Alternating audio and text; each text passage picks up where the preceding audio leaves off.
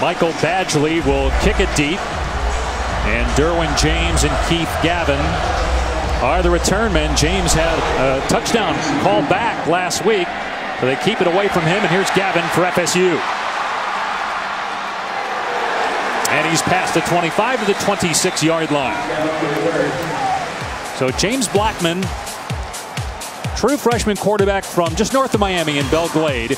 The first true freshman quarterback to start for Florida State since 1985. Chip Ferguson was the quarterback then, and Mark Richt was a GA at Florida State. In fact, Richt has not coached in this venue since he was the offensive coordinator back in 2000. James Blackman was a year old then. And they run the ball on first down. Past the 35-yard line. Jaquez Patrick still going. Patrick all the way near the Miami 40. What a great way to start the game if you're Noel. 35 yards. Establish the line of scrimmage is the first priority for this Florida State offense. They come out, heavy formation, heavy set, big personnel, and take the fight right to the Hurricanes to start this game. Patrick, a junior from Orlando, at 100 yards last week. Here's a swing pass to Nyquan Murray, able to stay in bounds and pushed out after a gain of about 3 on the play. Well, you've watched a lot of tape on Blackman. What have you seen so far? Did some things really well last week in their win. He looks like a freshman. Some really good moments, but also some moments that leave you scratching your head. He's trying to make sure that there aren't as many peaks and valleys, just be more consistent throughout the ball game. Again, you saw only 121 yards last week, but had the play of the game.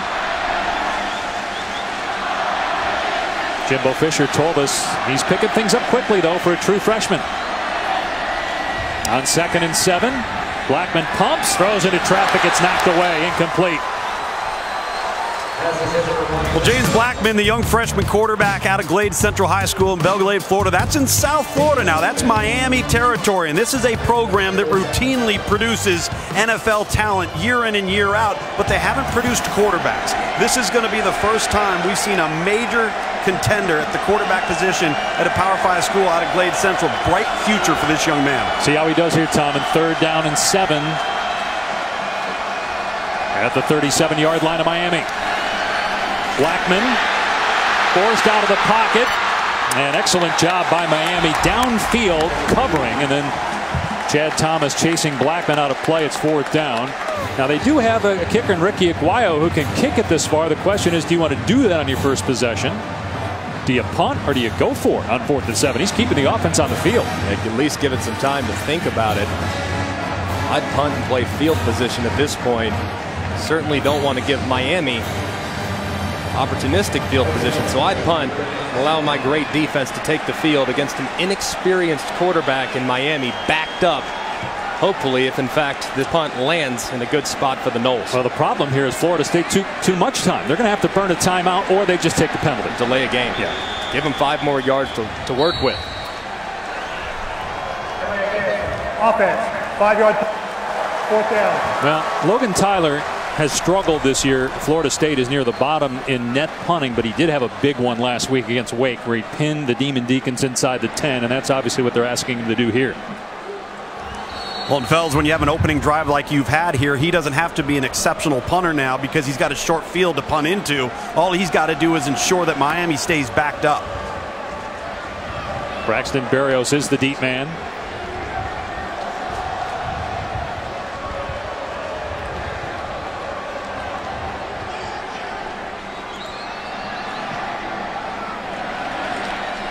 Berrios lets it go over his head. It checks up at about the 4-yard line.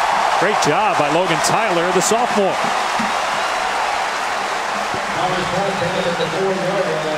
Miami quarterback Malik Rozier from Mobile, Alabama. He's 4-0 as a starter. Takes over for Brad Kaya.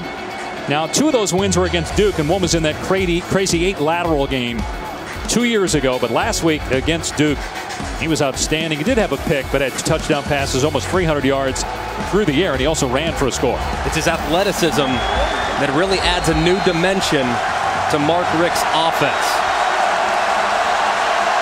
He's got a great security blanket standing next to him, too. And Mark Walton, one of the top running backs in college football. But is Walton healthy? He's been battling an ankle injury all season. We'll find out here. Walton to the 10-yard line. Gives him a little bit of room. Gain of close to 7 on the play.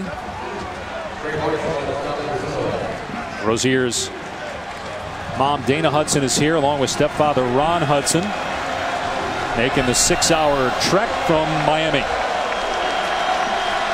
Got sunny skies here. Never expected that. They almost moved this game again because of another hurricane. As Rozier's pass is deflected and incomplete. He was trying to set up the screen, and boy, he almost threw a pick 6.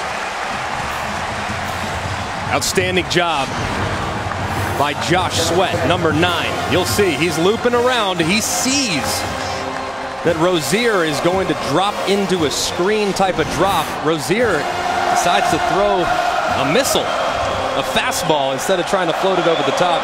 Good play by the defender. Needed a changeup. Or a knuckleball, anything over the top. And Josh Sweat, 6'6", hard to get it over that outstretched arm. 3rd and 3. And Walton is swallowed by DeMarcus Christmas. 4th down.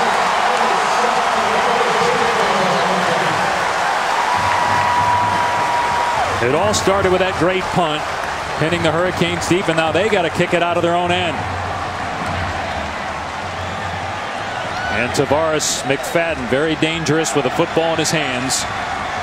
And a true freshman punter in Zach Fiegels. You wonder what his nerves are like right now, kicking in this rivalry for the first time. And he almost got that blocked. Terrific punt. Goes out of bounds around the 43. It's a 48-yard boot for Fiegels. Rivalries are all about passion and emotion. You see the big fella, Christmas, come early.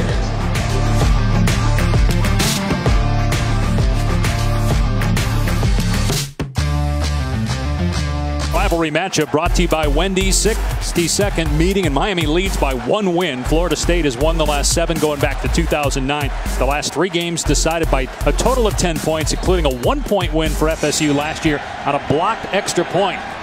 Seminoles start this drive from their 44-yard line. A swing pass to Keith Gavin, and it's a 6-yard gain to midfield. James Blackman has had some great moments, but he's also had some frustrating times. Here he is last week. This is a simple screen pass to the right-hand side. This is a JV, junior varsity throw. And this throw right here, the exact next play. The next play, this is an NFL throw. Between 2 defenders, cover 2, he fits it in there somehow. This kid's got big-time arms. Just got to get more consistent. Patrick trying to find a hole, and it's not there. Wrapped up by Demetrius Jackson for a loss. Well, fellas, this offense requires a quarterback to do a lot, and I think there's 3 things you got to pay attention to today. Number 1, down and distance and area of the field. James Blackman has to know where he's at, what his line to gain is, and then he's got to be able to communicate the plays coming in from the sideline, personnel groupings, formation, shifts, motions, and then after all that's done, watch him identify and then again get his team set up. Watch the communication between him and his football team prior to each and every snap. You're seeing it right now.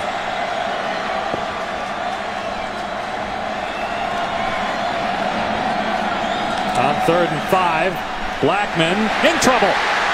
Gets hit a couple of times and finally goes down a sack back at the 42-yard line. Kendrick Norton was there for the Canes. Among the top teams defensively in every category, in particular tackles for loss, number 2. Pressure off the right-hand side. McLeod coming in. He gets picked up, which frees up Shaq Quarterman, the sophomore star at middle linebacker, to add to the pressure. Blackman just has no chance to get rid of the football. It results in a big sack for the Canes defense.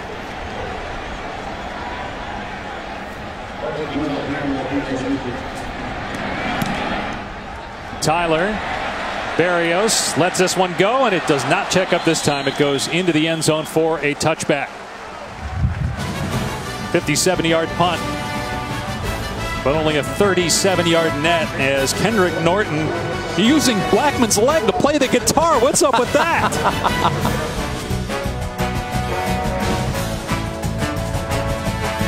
Football is presented by PlayStation Vue. Watch the biggest moments in sports. Try it free today. Hurricane Irma wreaked so much havoc on the South. It seemed like a football game was so trivial. The game originally was set for September 16th, but because of the hurricane, they rescheduled the game. So both teams were off for about 3 weeks. It was like starting training camp again. And they actually thought about moving this game again because of another hurricane, Hurricane Nate. But we actually have sunny skies. There was a little bit of rain in the forecast, perhaps for towards the end of the game, but that hurricane is moving west. They were thinking about moving this game either to Friday night or to noon. Here's a pass play. Rozier completing it near the 30-yard line to the tight end Chris Herndon. Well, last year Mark Richt had a homecoming to Miami, going back, taking a head coaching job where he played quarterback. Look at all the guys that he was around back at the U. But he was at Florida State for 15 years, including winning a couple of national championships as Miami runs the ball, does not get the first down. It'll be 3rd and short.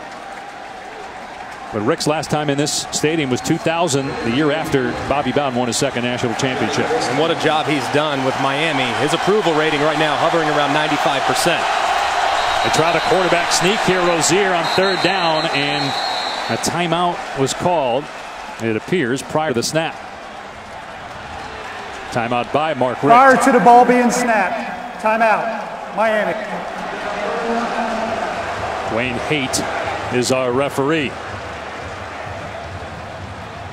3rd and 1 when we come back.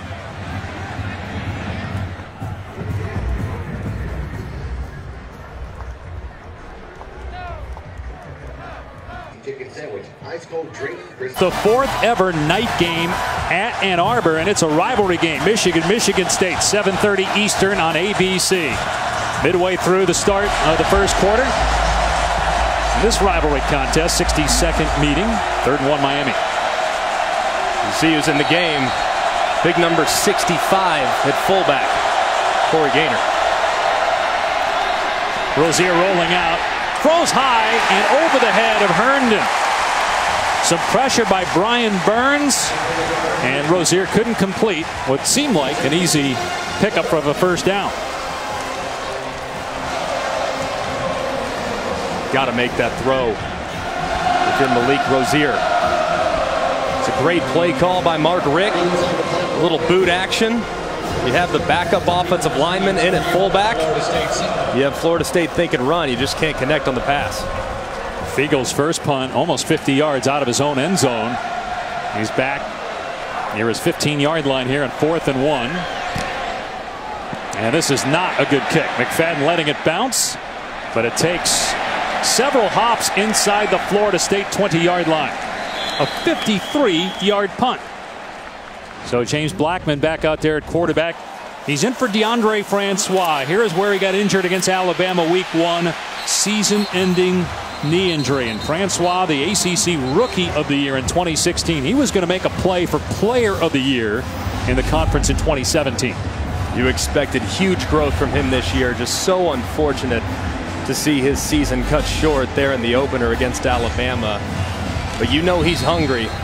He's prepping and rehabbing, and when he gets healthy again, it's going to be very fun to watch.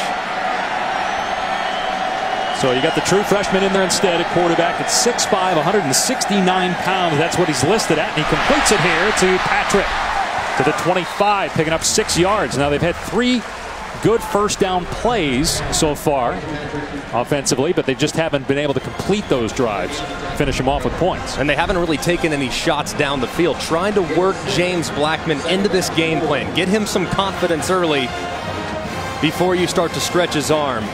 One of these days, though, they're going to take a shot downfield.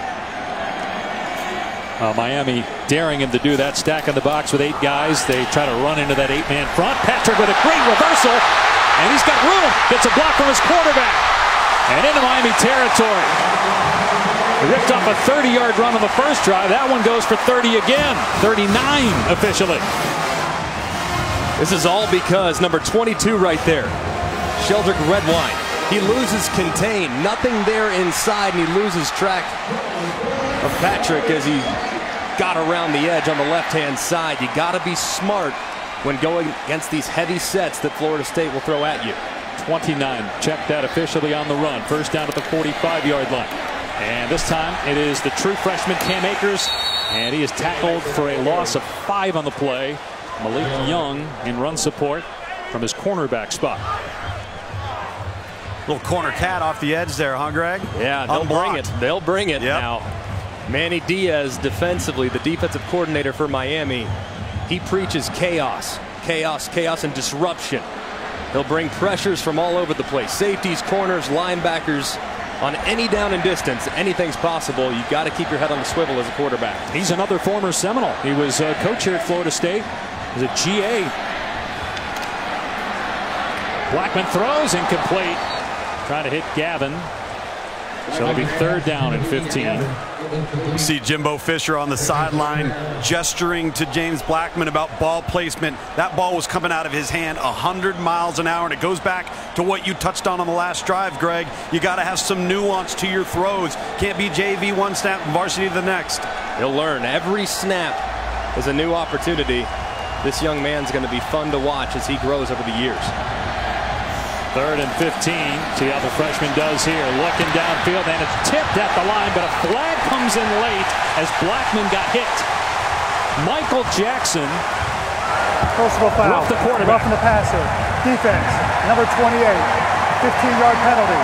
First down. That's a huge play, obviously, for Florida State there, as they were going to be off the field offensively. Absolutely can't do it if you're Michael Jackson. That's the easiest call that official will make all day. Clearly the ball is gone. It's tipped at the line of scrimmage by Demetrius Jackson. Well played defensively. You're off the field, especially on 3rd and 15. Yeah.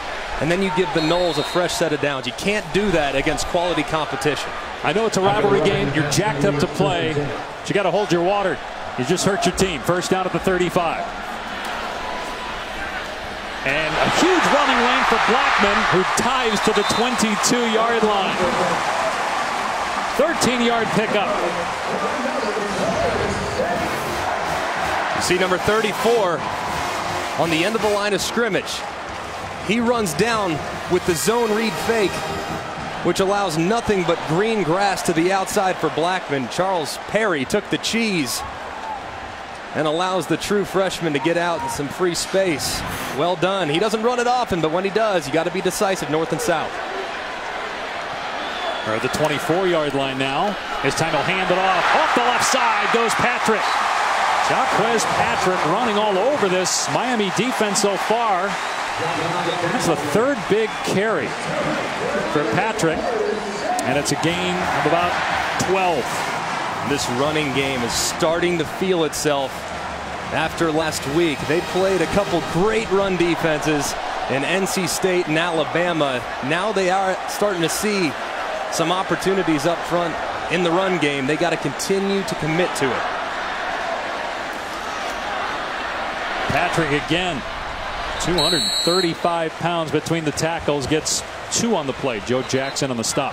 Greg, you got to be impressed with the Florida State offensive line to this point. This is a unit that has been subject to much criticism, both internally and publicly, and they're going against the defensive front 7 with Miami. Those 3 linebackers, Michael Pinckney and Shaquille Quarterman and Zach McLeod, they have not been able to make plays and get off of second-level blocks. And up front, Tom, they were banged up after last week. 3 guys, Derek Kelly, Landon Dickerson, and Cole Minshew, all a little bit beat up after the Wake Forest game. Answering the call now.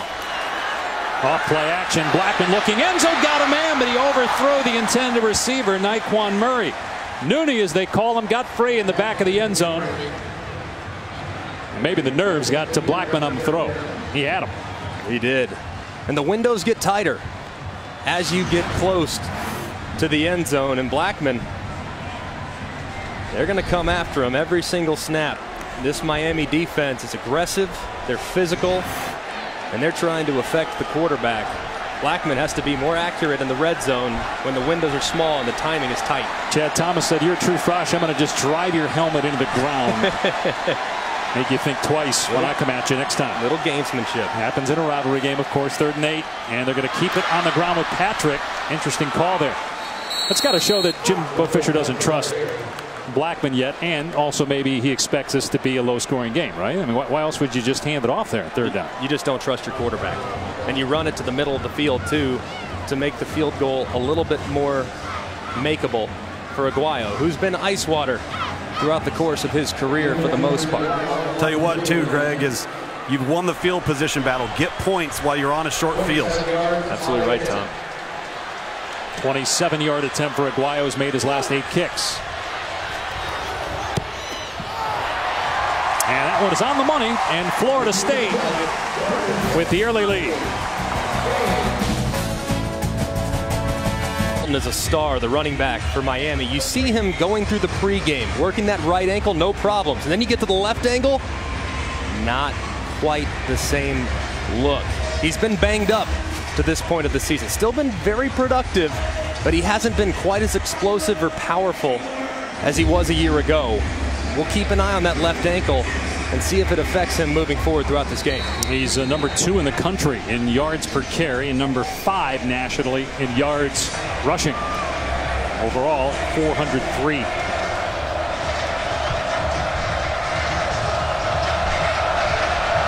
Florida State strikes first with a short field goal by Aguayo. And now a touchback. Miami will start at the 25 as we check in with Adnan Burke.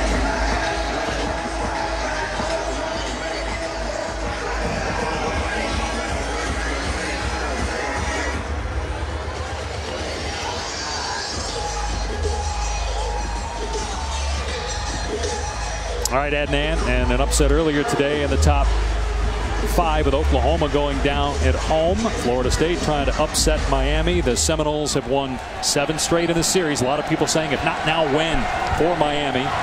Although in talking with Jimbo Fisher yesterday, we asked him, is this the best Miami team you faced? He said no. He said they've been pretty much the same the last several years. And if Mark Walton's on 100%, they're definitely not the best team that Fisher's played against in his tenure.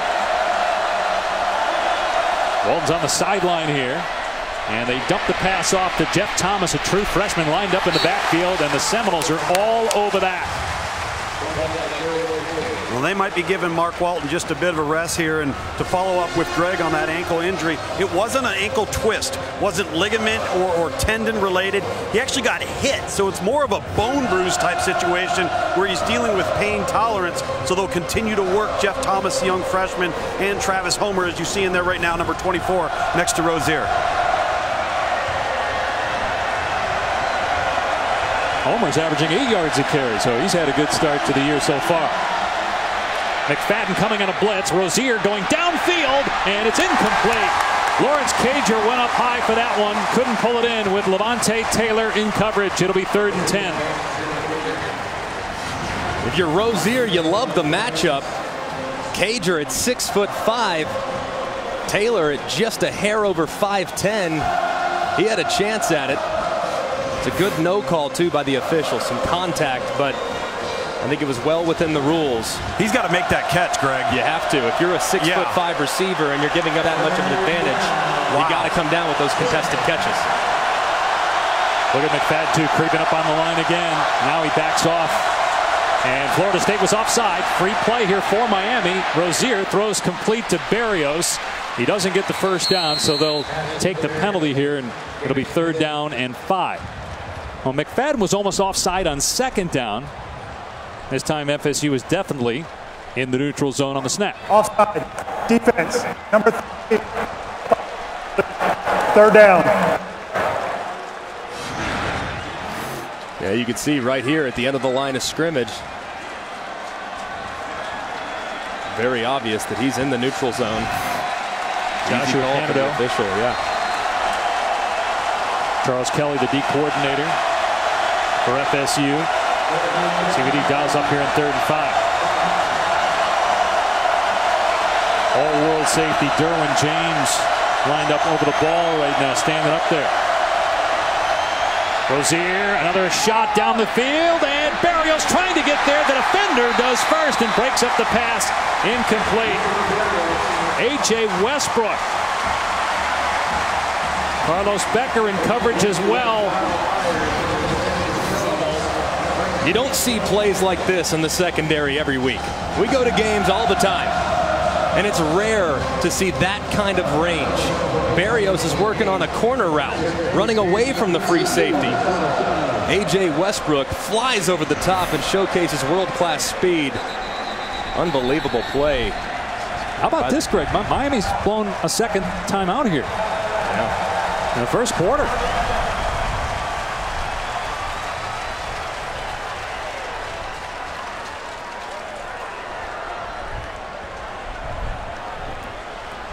All right, so it'll be 4th down and 5. We'll see what Miami does. Imagine they're punting here. Not sure why Mark Richt called a timeout. Any surprises so far in this one? No, not so far. I've been very impressed by Florida State trying to commit to the run game and not putting James Blackman in a difficult situation. You see them getting in fullback, tight ends, multiple tight ends, and running downhill right at this Miami team. They haven't been tested yet, and Miami so far in the first quarter having a difficult time containing the run game for the Seminoles. You think it's fair to say that Miami's season starts now? Everybody wants to know, are the Canes back? Their defense looks so good against Duke, and all respect to Duke, but it's still Duke. The offense, though, not quite there, and we're seeing that today. They haven't seen personnel like this. They've seen good, well-coached football team in Toledo and against Duke. Very well coached, executed at a high level, but they haven't seen NFL talent across the board like Florida State has.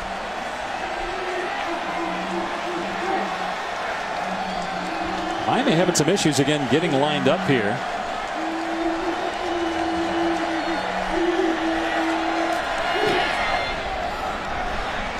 McFadden under this one, signaling, and it's fair caught at the 30-yard line, 45-yard punt.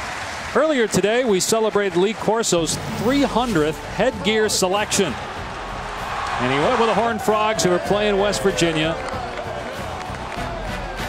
The former Florida State quarterback, Lee Corso, through the years has picked Florida State 19 times. He's picked 7 Miami wins. He's 2-3 all-time picking this game. What a treasure. We love you, Coach. Florida State back on offense. Blackman wide open in the middle of the field for a first down. Ryan Izzo, the tight end, just his 4th catch of the season. And it's a gain of 17. Just a simple little smash, snag, flat route. It's a nice, easy progression for James Blackman. And a good job by Izzo sliding inside, giving his quarterback some room, and a good call by Randy Sanders, Jimbo Fisher.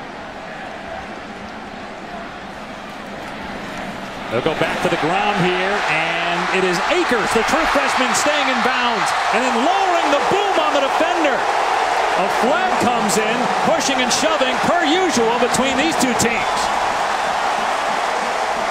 Redwine got lit up like a Cabernet on that one.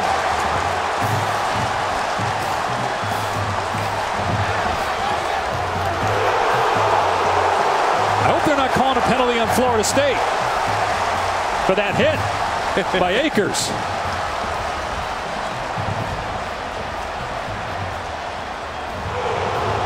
Well, they better not, guys. If they call targeting on Akers right there,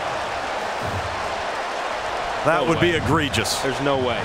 I mean, Akers was out of bounds, but what's he supposed to do? The defender's coming flying at him. That's what I think they might be looking at, is whether or not it's a late hit out of bounds.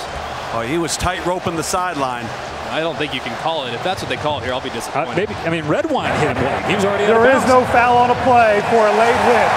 Result of the play, first down. Yeah, that was a bang-bang play. As soon call. as Cam Akers' left foot went out of bounds, it was within a yard or a step when Redwine actually made the hit. Or should I say, when Cam Akers made the hit. Redwine, the converted corner, not the biggest safety in the world. He felt the boom on that one. Already 92 yards on the ground for Florida State, mixing Patrick and Akers. From the 41 of the Canes. Here's play action. Blackman on the rollout, and he throws it away. He wanted to take a shot down the field to Keith Gavin, but it was an excellent read by the safety, Jaquan Johnson, to get back there as Gavin was streaking down the numbers. So far on 1st and 10, we've seen Jimbo Fisher throw the ball a number of times. Yeah, he's run it a couple, but it's been all about picking up yards through the air on early downs, and they've been successful to this point. Behind the sticks now on 2nd and 10.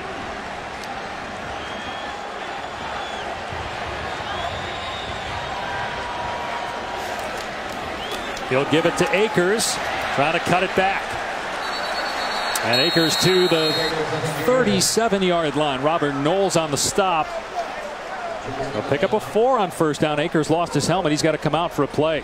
Tell you what, Akers is showing more physicality today than I have seen from him in the first 3 games. Usually he's trying to bounce everything to the outside. Today, he's lowering his shoulder and delivering some blows. You see why he was one of the top-rated recruits in the country at the running back position, Tom.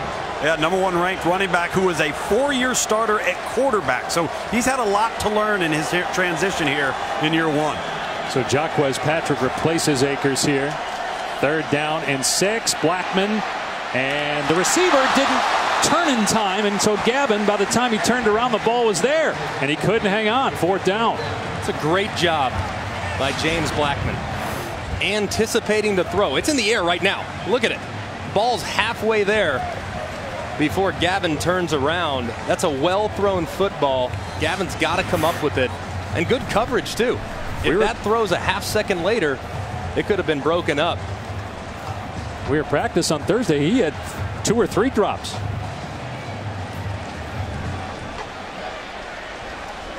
Tyler's been good punting so far. And Berrios again, the deep man. And Florida State able to keep it from going into the end zone. How about that? Nasruddin was down there for FSU, or are they saying a touchback? They're saying it's a touchback, that it crossed the plane. It's where the ball is, not the man, and they're ruling that it crossed the plane. It's a touchback, comes out to the 20. Wow, that was close. They're going to have to take another look at that, I would imagine. That's a huge play. So hard to tell, though, right? A replay, and whether it crosses there? You have to have indisputable video evidence. I would think that they would take a peek at it, or at least a half-second look. But remember, it has to show that indisputable video evidence on the replay to overturn it. So 1st down for Miami on its 20-yard line. Mark Walton is back in, and he gets the call here off the left side. He lowers the shoulder and runs over Westbrook. He's 200 pounds. Mark Walton able to lower the shoulder there and pick up 5 yards. And that's the type of run right there where that left ankle will be tested. He's running from right to left, kind of running a loop. That left ankle is going to be tested on those perimeter runs to the left. It looked just fine on that one.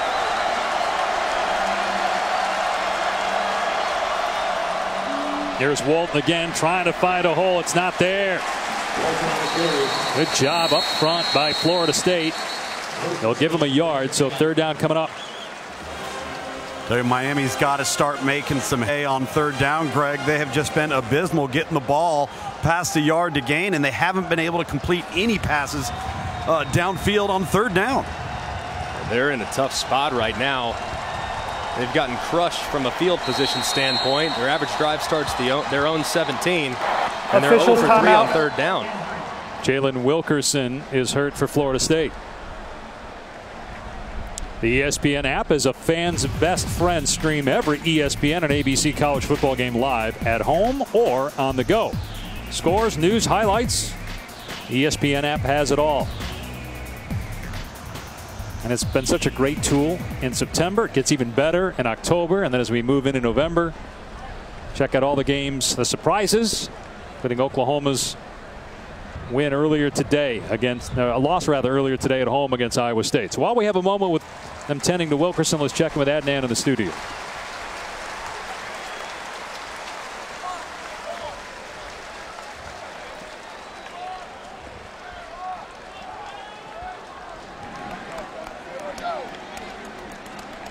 Adnan, Greg, Tom, it really looks like Notre Dame's about to start rolling. Their offense has really gotten going, even with Wimbush not playing today. Yeah, they're a much better team than North Carolina, but Notre Dame, we're going to learn who they are in the second half of the season.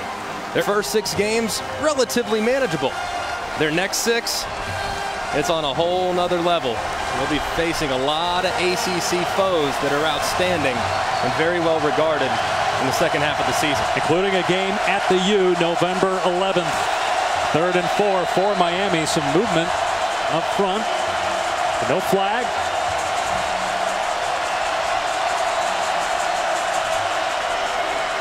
Rozier trying to pick it up with his feet, and he's able to get the first down.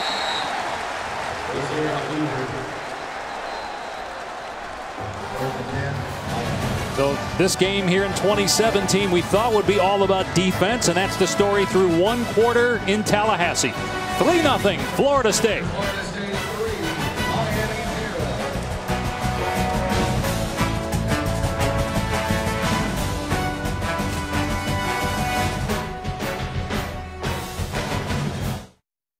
Successful. It has to run the football. It did not in that first quarter. In fact, 24 yards total for the Hurricanes. Florida State had 124, had the ball for over 10 minutes, but only 3 points, so that's disappointing if you're a Seminole fan. Meanwhile, Malik Rozier making his 5th career start for Miami. Just got a first down with his feet from the 32. Walton again can't find a hole. Able to get back to the line of scrimmage. No gain. Brian Burns on the stop. Taco Bell, a proud partner of the College Football Playoff. Be on the lookout for Taco Bell student sections and passionate fans like these at games all season long. And just being around Tallahassee the last couple of days, we've seen a lot of houses divided. We saw just today at breakfast several married couples, one wearing a Seminole outfit and the other the U. Single coverage. Amon Richards, one of the top young receivers in college football, picks up close to 15 on the play. Just his 4th catch of the year because he missed the first 2 games of the season with a hamstring injury. Yeah, they need to get him involved. You see early in the second quarter, say we got to get our stars going. We got Walton going a little bit. We got to get Rozier dialed in the passing game, and let's find 82 for a couple plays. Back to the ground. Again, nothing for Walton. Able to stretch forward and get maybe 2. They need to keep finding Amon Richards, number 82, because that time he was lined up against number 8, Stanford Samuels, who they really like, but he's just a true freshman. And that is not a matchup that Florida State wants to be in all day on defense. And now he's going to be going to the other side. That's right. There you go. Against Tavares McFadden. That's the matchup they want. Corners in the game. I think it's a matchup we may be seeing for a lot of years to come. Some pressure coming on the left side here. And at the next level, both guys considered prospects. Rozier's pass. There was contact before the ball arrived by Florida State. Pass was intended for Cager. Samuels, a true freshman, looked like he got there before the ball, but no flag. Yeah, just trying to work a little bit of an in route, and there was a little contact. The receiver, a little ginger coming out of it too. Cager, he's got to burst across on that in breaker and allow his quarterback some space to work. Bad route by Cager.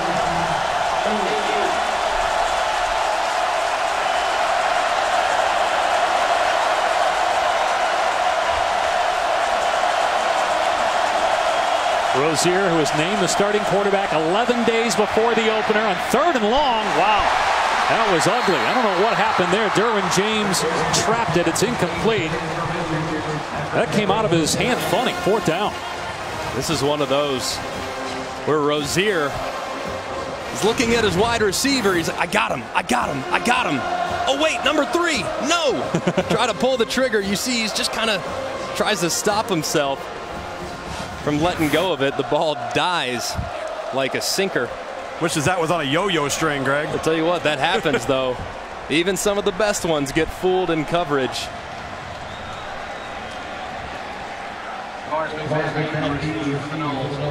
Here's Fiegels to punt, and may have gotten blocked, may have gotten tipped there. It works out well. Rolls down near the 12-yard line, so 39-yard punt. Brian Burns, who already blocked a punt this year, the 2nd time in his career, may have gotten a piece of that one.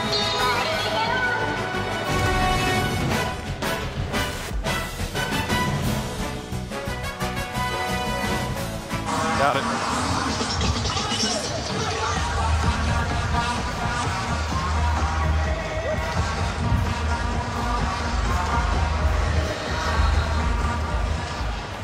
All right, Ednan, here in Tallahassee, it is 3-0 Florida State. You see Miami with just 40 yards of total offense. Seminoles with their first drive of the second quarter, starting from their 12-yard line.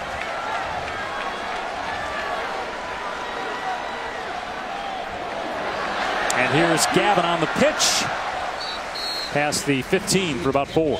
Florida State's done a great job on the ground at this point, but Miami defensively, look at their two linebackers, Michael Pinckney, Shaq Quarterman, number 55. They're extremely aggressive, and they've found themselves getting out of position on multiple plays, which allowed big runs for the Florida State offense. They got to be more disciplined and fit the gap a little tighter than they are right now. On 2nd and 6, they hand it off. Miami is all over that one. Excellent job up front by Kendrick Norton. Trent Harris taking down the running back Jaquez Patrick for no gain on the play. Florida State's had a lot of success on first down, but second down and third down have been a bit of a problem to this point.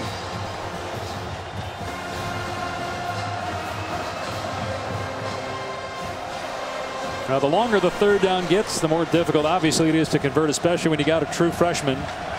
This is 3rd and 5. Let's see how he handles this. You're asked to do a lot as a quarterback in this offense. And down goes the quarterback, Blackman, as Demetrius Jackson sacks him back at the 5-yard line. The ball may have come out. It did, but it was recovered by Florida State. 11-yard loss. They're going to have to punt from their end zone. Time and time again, you've seen this group from Miami really do a great job affecting the passer. They go with a twist on the right side, but on the left side, Demetrius Jackson goes one-on-one against number 69, Landon Dickerson, and beats him with relative ease, resulting in the sack. They've done such a good job getting after the passer and making plays in the backfield, and Florida State struggled with it. Heads up play by the right tackle, Rick Leonard, jumping on that loose ball back at the 4-yard line. Excellent punt. Barrios backing up from the 43. And Barrios going to lose a lot. Taken down back at the 33-yard line by Nasruddin. A penalty flag is thrown late, though.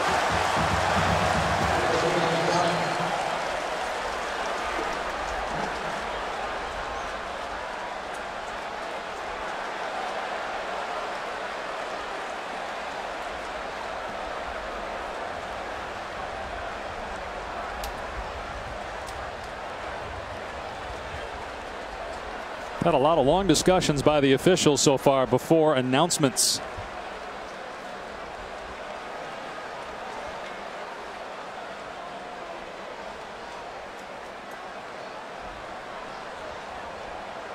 We saw him pick up a flag earlier on what the officials initially were going to call a late hit. See if they pick up the flag again.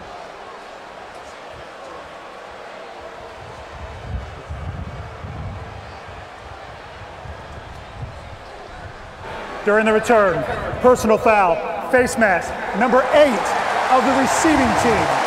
15-yard penalty, first down. You almost never see that. Barrios, the return man, is called for a face mask. After a 52-yard punt, this is going to put the ball back close to the 30-yard line.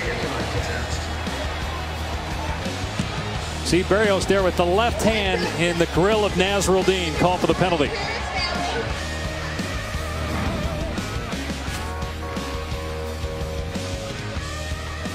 Good by contributing to participating universities' general scholarship funds for each field goal and extra point kicked. To date, Allstate has contributed millions in scholarship funds. Miami coming in averaging 237 yards per game on the ground, but just 17 yards so far. And a 73-yard flip of the field after a great punt by Florida State, plus the face mask on the return man, Braxton Barrios, and that puts the ball at the Miami 21. Malik Rozier, the junior quarterback, gonna keep it here, and he's spun down for a loss at the 20-yard line as we check in with Adnan.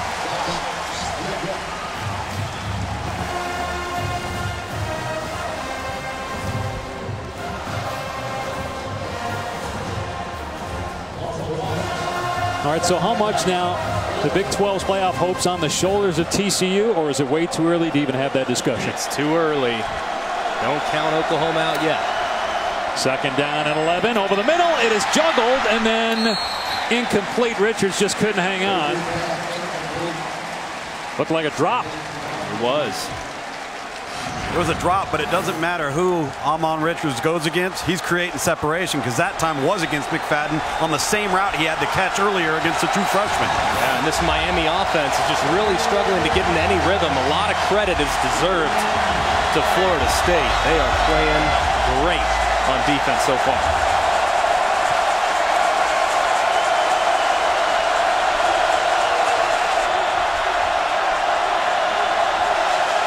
Florida State backs off, rushes just 3 on 3rd and long. Rozier's pass is way off the mark, incomplete, intended for Cager. So a 3 and out for the Hurricanes, and they'll have to punt.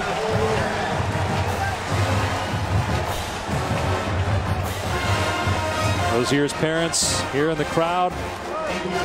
62nd all-time meeting between Florida State and Miami. 3 wide rights, a wide left, another wide right, and then the block at the Rock last year. He already had a block by Florida State earlier on a punt.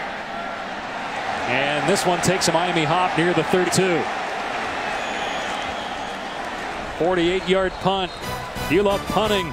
This chapter of the rivalry's for you. By Tom Luganville in Tallahassee. Our Aflac trivia question. Miami with 30 NFL draft first-round picks since 2000, most in the FBS. All right, who's number 2? Since 2000. I'm going to say Ohio State. Since 2000. That's the big one, right? Tom, what do you got? Quick. I think Ohio State as well. You guys looked. Blackman in trouble here. Trying to get back to the line of scrimmage. He's dragged down by R.J. McIntosh for a sack. That's his 3rd sack of the year. First time this year you guys get it right. First time I think in the last 2 years you get it right. My goodness. 5 years for me. Yeah. 27 for Ohio State. Alabama 3rd. See Florida State, obviously. The amount of talent that's on the field right now is truly off the charts. These two teams for the last few decades have been so incredible. Amir Rasul is in the game at running back. Instead, it's a pass out on the flat to Murray. Grabbed at the ankles and brought down after a pickup of 6. And we check in with Adnan.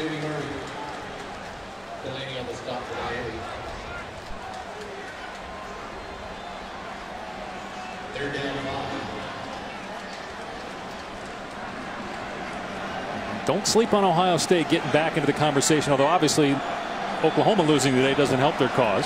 Right. Still have Penn State and Michigan, and if you win the Big Ten with 1 loss, I like their chances. 3rd and 5.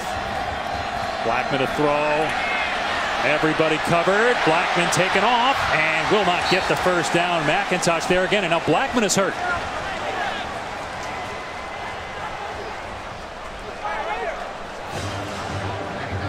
Went down very awkward as he got grabbed from behind. Not all that dissimilar to the way DeAndre Francois went down. And a couple plays earlier when he got sacked on 1st down, went down and got up a little gingerly.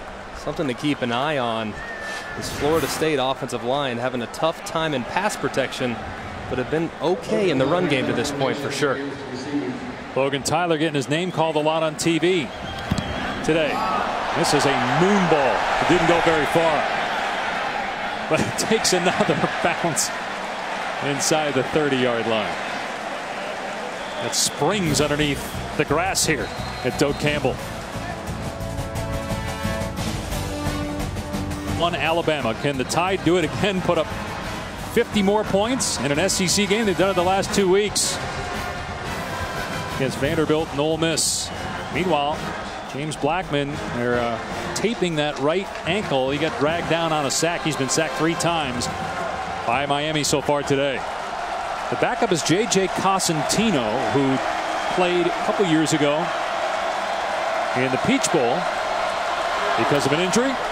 1st and 10. Rozier struggling, but not on that pass. On target. First down. True freshman Jeff Thomas. Gain of 11. Yeah, they have to get the quick passing game going for Malik Rozier. Before that pass, he was only 3 of 11. He has to get into a rhythm to soften up this defense, because Florida State, when they know what's coming, they're very difficult to push around. So that's only the 7th play they've gotten positive yardage on here in the first half. Rozier will throw again. And this one is knocked away by McFadden, intended for Richards. It's a great matchup. Keep an eye on throughout the game. Yeah, it is. And you referenced it earlier. This is not the last time we will see this matchup. Amon Richards, the sensational sophomore, and of course McFadden, one of the best defensive backs in the land. Few teams will test him. But with Amon Richards out there, if I'm Rozier, I might give it a couple more looks. But with coverage that tight, it's going to be tough to get a lot of completions. Think about it. He had 8 picks last year. That's a ton for a guy that it doesn't get thrown at a lot. As they run Walton here, just trying to get anything to make it 3rd and manageable. There's a penalty flag down. They get about 3 yards. If it holds up.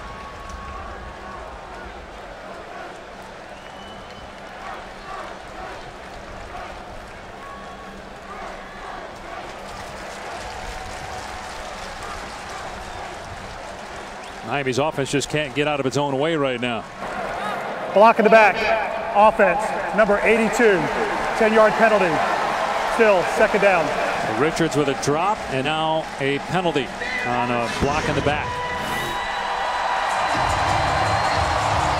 Just a dumb penalty. It's unnecessary. Those are the mistakes you can't make. Not against a defense that is this much potential and quality throughout. This defense is one of the best in the country, and if you're constantly in a 2nd and long situation, you're going to have a very difficult time sustaining drives. I think Jimbo Fisher was thinking about declining that penalty. He was trying to figure out, okay, what is 3rd and 7, 3rd and 8? And once he got that information from the officials, he decided, okay, let's back him up. If you're Miami right here, since Florida State's been barreling down, it might be time to go with a little bit of a screen pass or something to one of your wide receivers in space.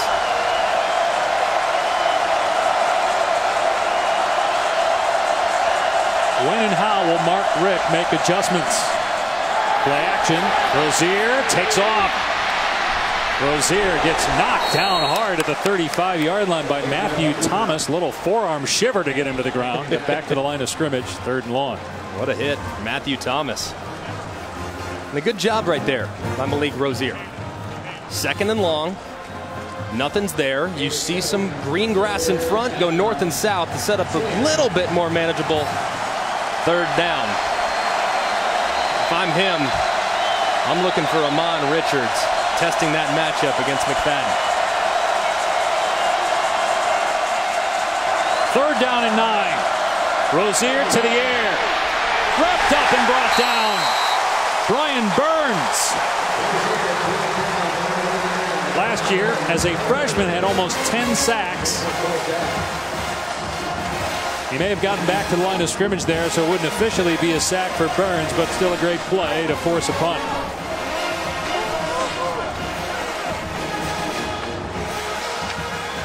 Burns isn't the biggest guy on the field, only around 227 pounds.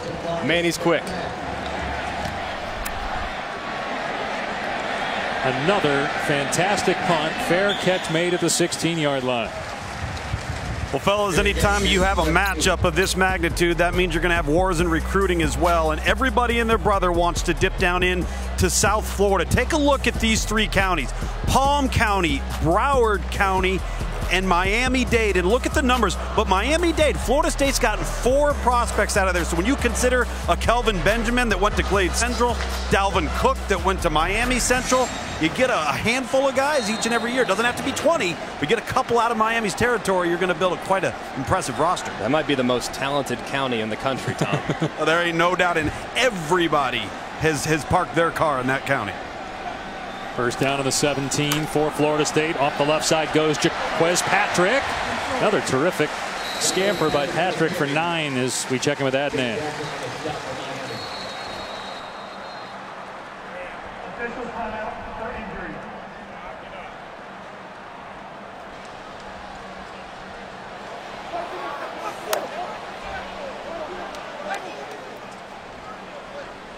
Well, Adnan, you know Luganville does not mess around when it comes to recruiting. This guy knows all when it comes to the best high school players in the best schools and counties.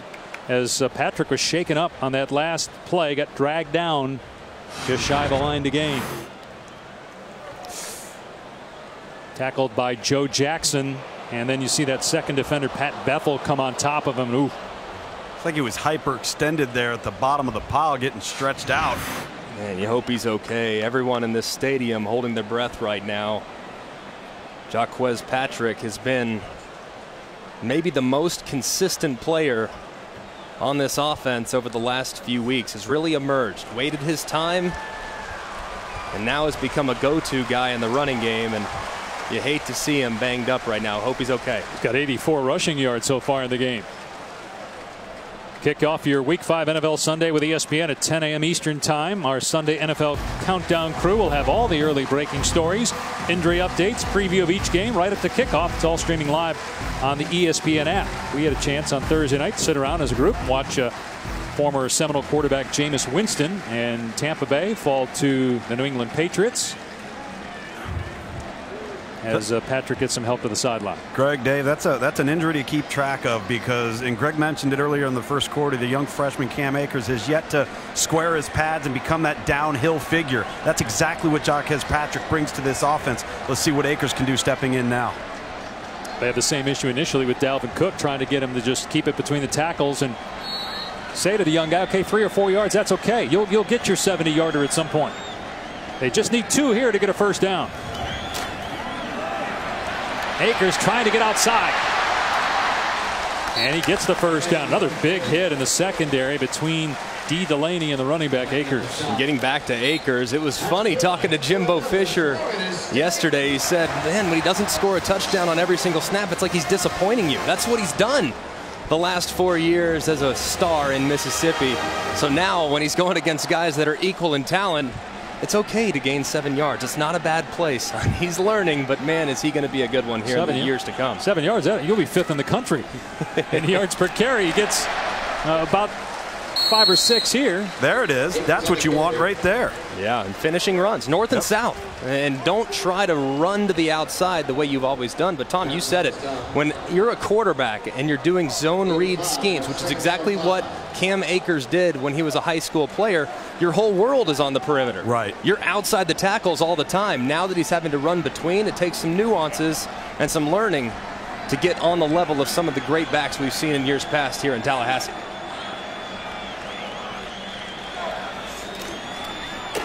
Akers again, and this time he's drilled by Michael Pinckney. Remember last year you had the 3 linebackers for Miami, Quarterman, Pinckney, and McLeod. They were all true freshmen starting for Miami. Got to be impressed here with Jimbo Fisher. Guys, Jaquez Patrick goes down and you line up and you hand it to the young true freshman in 3 consecutive plays. Now 3rd and 5, so they're trying to keep Blackman in 3rd and medium. Obviously they love 3rd and short, but he's 0 for 6 on 3rd down. Did have a drop earlier by Gavin. Blackman, and Gavin making the catch out near midfield. 14 yards on the pickup. A great job by James Blackman. You see the pressure coming around the edge. They decide to bring Pinckney and vacate the middle of the field with that zone pressure. It's It's exactly the area of the field that they work. A good job by the quarterback recognizing that green grass and finding his receiver in stride. From the Seminole 47-yard line, Akers trying to find a hole. He does, and tripped up by Jaquan Johnson. Otherwise, he may have had that big run. He's still got 8. So this is the best Cam Akers has looked. This drive right here, this is the best I've seen him early in his college career. You see that decisive one-cut running that we saw for so many years from Dalvin Cook. Some people think that Cam Akers, his future could resemble that of the former Knoll star. Cook now with the Vikings, obviously dealing with injury there in Minnesota this year, unfortunate. First down and more for Akers inside the Miami 40. Both Patrick and Akers and that offensive line, you mentioned it earlier, Greg, banged up on the left side, but right now they are owning the line of scrimmage, just leaning on that Miami front. Yeah, they are. That running game is really starting to get going, and that's exactly what Jimbo Fisher has always done. Yeah, he's had great quarterbacks, 3 first-rounders, but it's about the run game. That's the starting point. They have all their timeouts. They're inside the Miami 40-yard line, but here's a good play by Chad Thomas. Wrapping up Akers for a loss. They came in averaging 9 tackles for a loss per game. They've already had a handful, including 3 sacks. Second-year D coordinator Manny Diaz, former student at Florida State. Jarquez Patrick back in the game now at tailback, guys. He has to come in for 2nd and 14.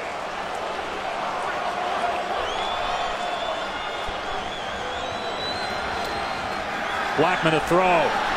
And underneath to Patrick. Maybe got back to the line of scrimmage. So 3rd and long coming up. I tried to get with a little Vegas screen, but no pressure coming from Miami. The linebackers were easily able to rally to the throw. You got to be smart with the clock here too. I think Jimbo Fisher obviously thinking about letting that clock run all the way down, so if in fact they do have to give it back to Miami, it will be with minimal time and on 1 timeout. Run play here. Just try to get a chunk. I would throw it. I would throw it. I would throw it downfield. That's what James Blackman does best early in his career. He's going to throw it on 3rd down and 15. And over the middle, it's picked off. He threw it way over the head of the tight end Ryan Izzo, and Michael Jackson with a diving interception. Caught it with his glove.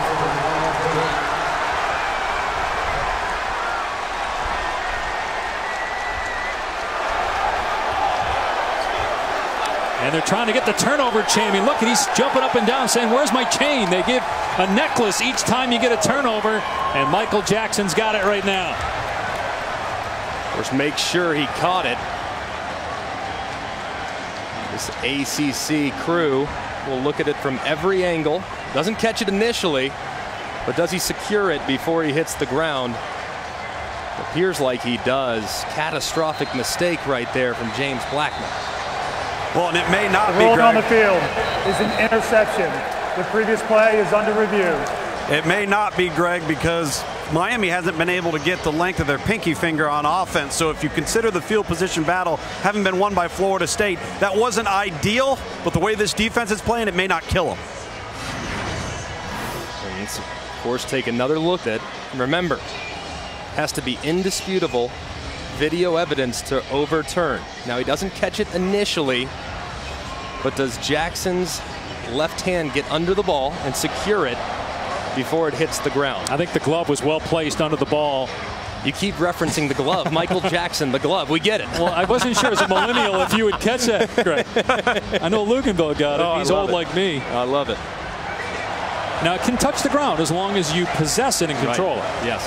And again, it's got to be beyond all doubt to overturn the ruling on the field. Bob Welch is our replay official. If you complete the action of the catch, a ball can touch the ground. It can, as long as it's secured. Game Day Operations Center in Greensboro gets involved as well.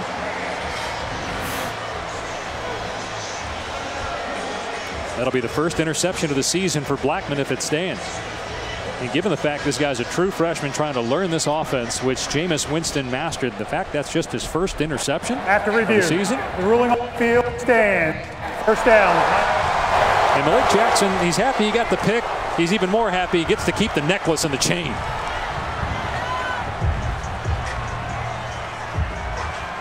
That's their 6th takeaway this year.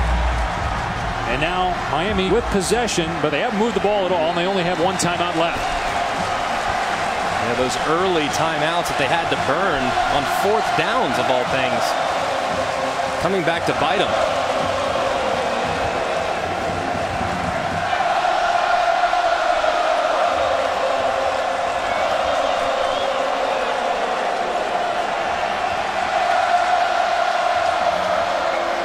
Rozier unloads downfield, and it is incomplete. Berrios couldn't hang on. Here's Adnan.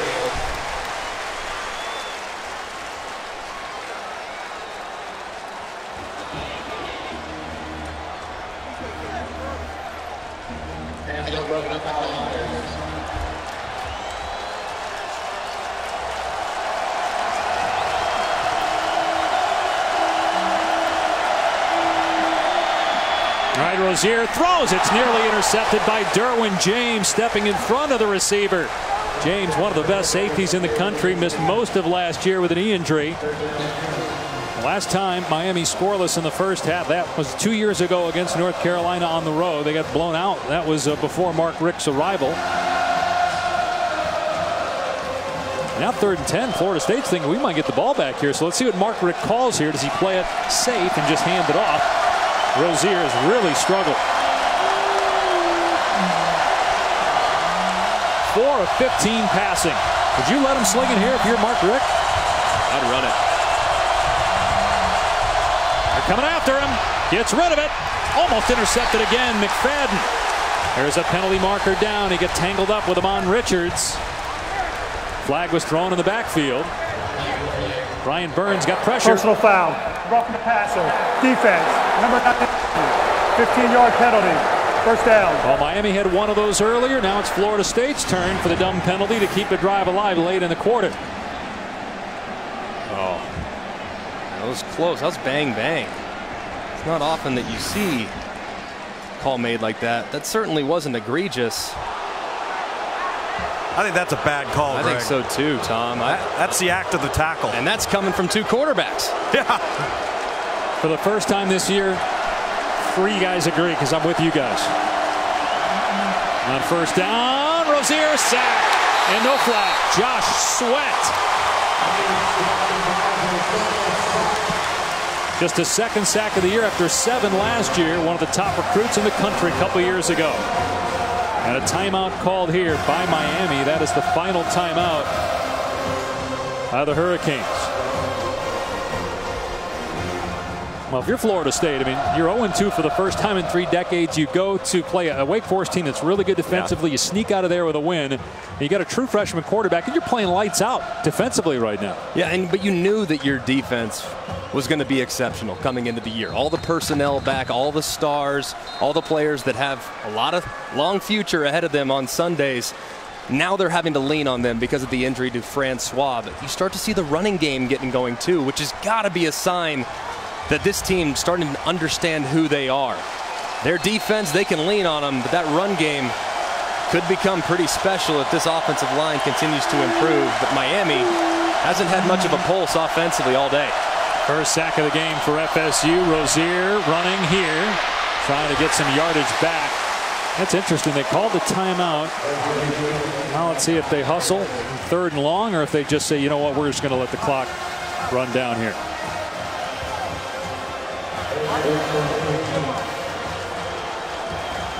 He had 12 guys on the field at one point. 3rd and 13. Rozier going downfield. Oh, he had a man, but he overthrew Lawrence Cager. There was a defender who was hurling down on Cager, but he was open. He had him for a minute. But man, that's a tough throw. A very tough throw. And that's a small window considering the ball's traveling 40 yards downfield. Rozier tried to make it, probably pressing a little bit. He's lucky he didn't throw his wide receiver into a massive blow up in the back end. Rozier, 2 of his last 13, and you saw that they haven't run a play in Miami territory So the fair catch made by McFadden with 3 seconds left. Let's see if Florida State lets Blackman, who has decent arm, to throw it deep, or if they just take a knee and go to halftime with a 3-0 lead. I think you kneel on it, especially given the way Miami's been able to get after the passer today. Already 3 sacks registered by the Canes defense. So kneel on it, go into halftime feeling good about what your team's done to this point. Plus, if you get it picked off deep, remember Miami's got that lateral thing mastered. Don't know if you want that to happen again. 3-0 Florida State at halftime. Let's go back to the studio. Is streaming live on the ESPN app. Download now and take ESPN everywhere.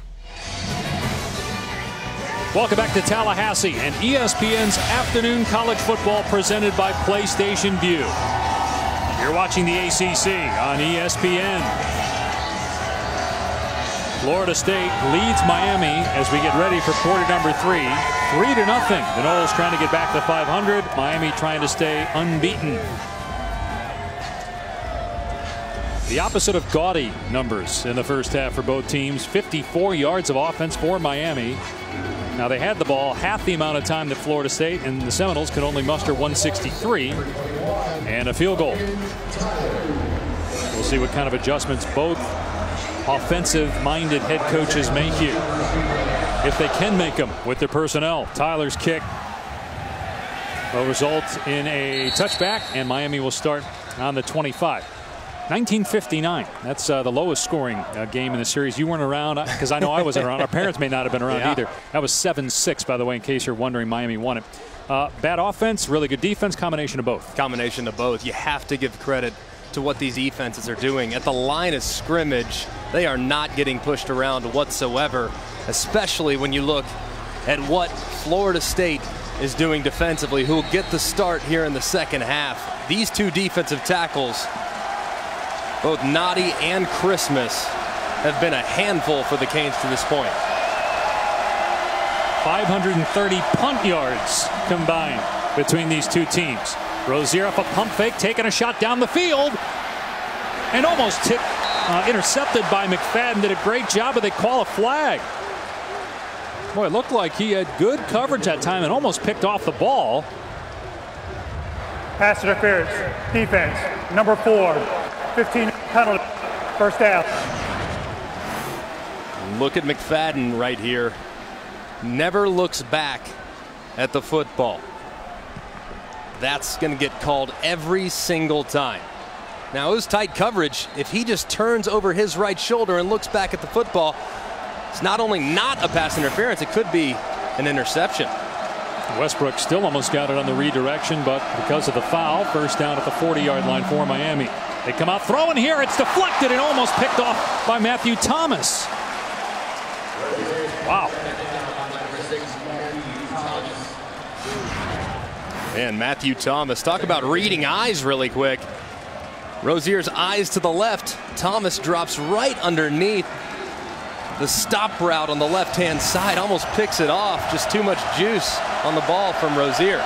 You got to wonder about the health of Mark Walton. They're coming out throwing it on first down, and Rozier is 4 of 17. You're going to throw it again here. Berrios out in space, and it's a good pickup. Banged out a play at the 48-yard line.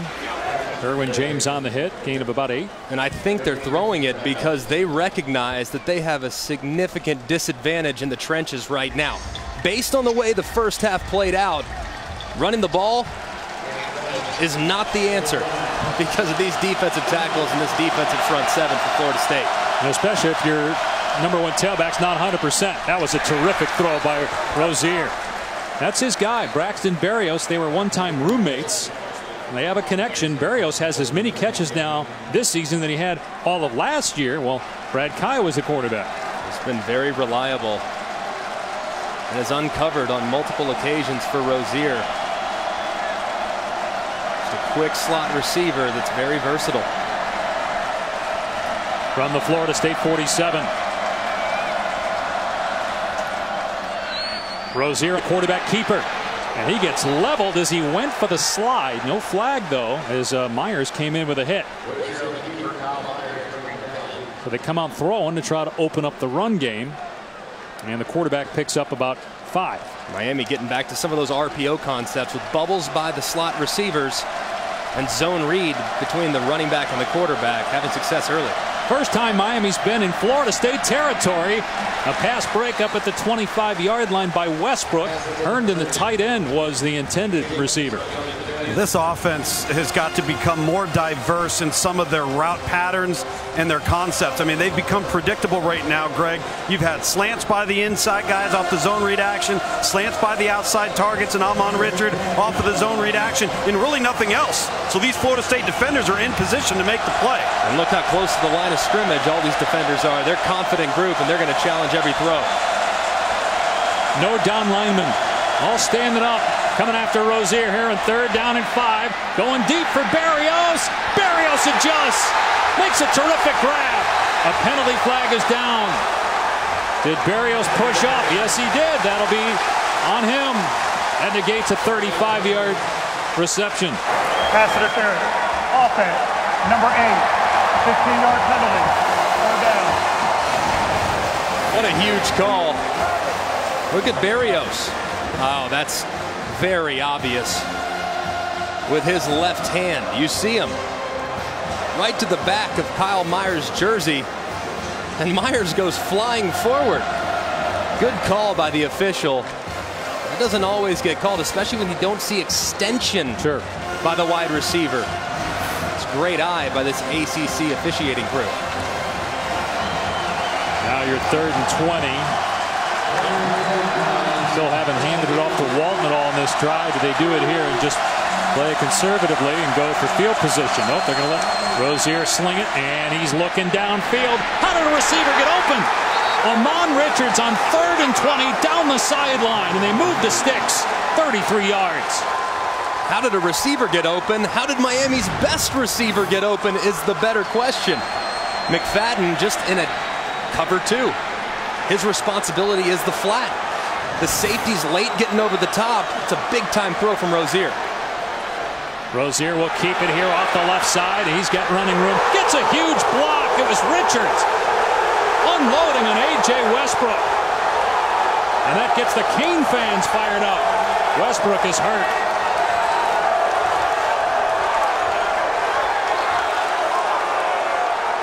What a hit.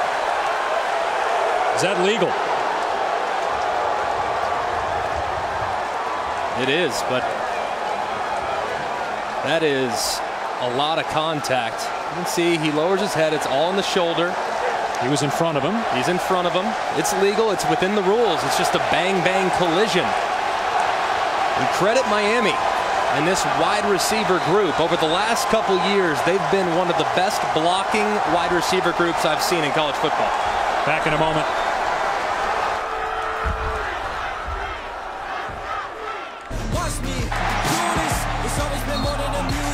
One of the all-time great rivalries in college football. We've had just about everything so far except touchdowns. Big hits, big punts. We even had defensive lineman for Miami, Kendrick Norton, playing the guitar with James Blackman's leg after he sacked him. Look at Miami on this drive. More yards here than they had the entire first half. After the run by Rozier at 2nd down and 2.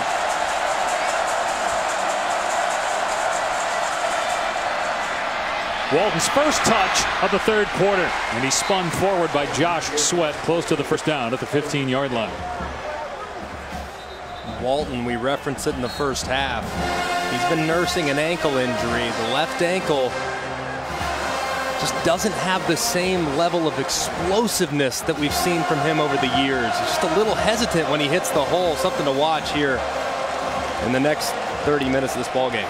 Only his 7th carry of the game for 13 yards. On 1st down, it's Rozier keeping it. Sweat on the takedown, so just a couple of yards for Rozier. Again, this is just the 5th career start. We talked a lot about Blackman for Florida State, his inexperience at quarterback. This is Rozier's first time in the rivalry. And he started one game 2 years ago, and Brad Kai was hurt. Won all 3 games he's played so far this year as a starting quarterback. But obviously this is the biggest test so far. And the first time in a truly hostile environment. Tallahassee, one of the toughest places to play.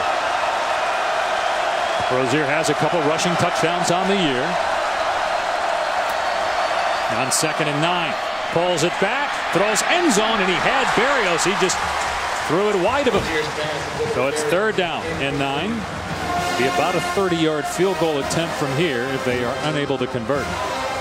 He had Berrios in the back of the end zone, but man, there was some push up front that made it difficult for Rozier to follow through on his throw, which caused it to drift. Now, here in 3rd and 9, I think Rozier has to drop back and try to find Amon Richards, 82. They connected for a big 3rd down conversion earlier in the drive, and he's his best weapon offensively. Bottom of your screen matched up on McFadden. Florida State showing blitz. Here they come on 3rd and 9. And Rozier, it was deflected at the line, it appeared, and then almost intercepted by McFadden. So it's 4th down. He tried to find Richards. And a great job by McFadden closing that gap. That was well covered. Not a lot of places to go with it. Ball came out a little funny. I don't know if it for sure was tipped. Yeah, it did. It was. That was Ermon Lane, guys, the former wide receiver, number 7, the safety in the gap there. Actually, that was a great play. 31-yard try. Badgley to tie the game. And we're even at 3 apiece. The kick is good. Florida State 3, Miami 3.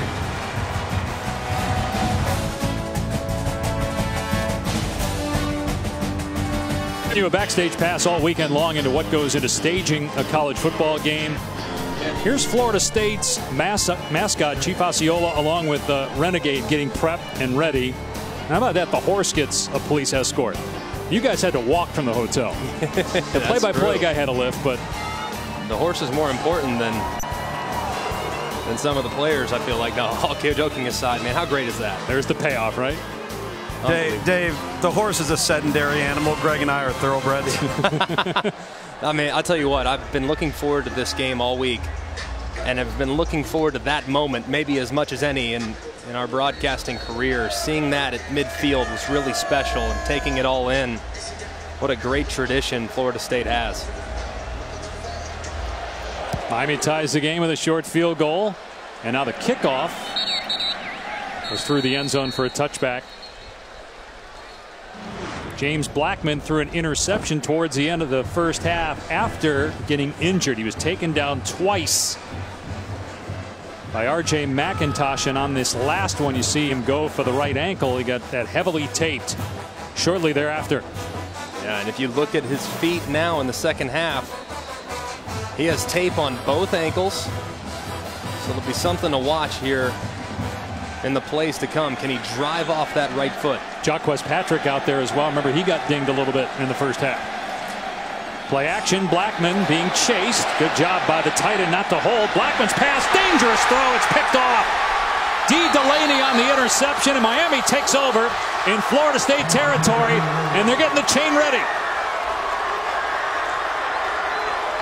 The turnover chain is coming out again. Second takeaway for the Canes. Blackman getting out and making a very bad decision. Throwing into double coverage to the corner route. He had a wide receiver about 6 yards from the line of scrimmage standing right on the boundary, which would have been a massive, massive play if he would have just taken it right there. There was no one around. Delaney dropped way out underneath. And you give it to one of these Florida State wide receivers in space. Who knows what they're going to do with it? What a bad decision from the true freshman. No interceptions in his 3 previous starts. 2, I should say, previous starts, but 2 so far today as Miami runs Mark Walton here straight ahead. And it's a gain of 4. Jacob Pugh on the tackle. Just feel the life kind of go out of this stadium a little bit after the first drive by Miami and then converting for a field goal, and now after the interception, not quite as noisy as it is for this Miami offense to operate and communicate.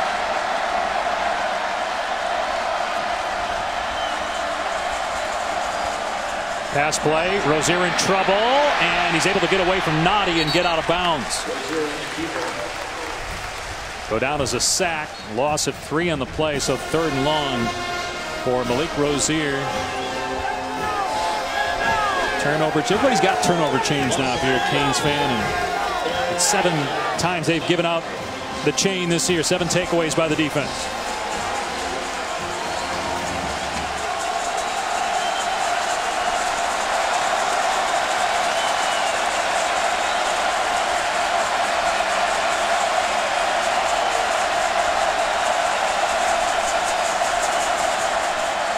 Rozier on 3rd and long. Receiver comes open again. Amon Richards somehow gets open on 3rd down and long. Massive mistake defensively by Florida State, giving up 18 yards. Amon Richards didn't have much going in the first half, but you think they've made him a point of emphasis here after halftime? 3 receptions already. A target in the red zone. And then they're opening it up on the dig route. Outstanding stuff, beating that zone coverage from Florida State. A.J. Westbrook, who was injured earlier after getting drilled by Amon Richards, but walked under his own power to the sideline. He's shaken up again.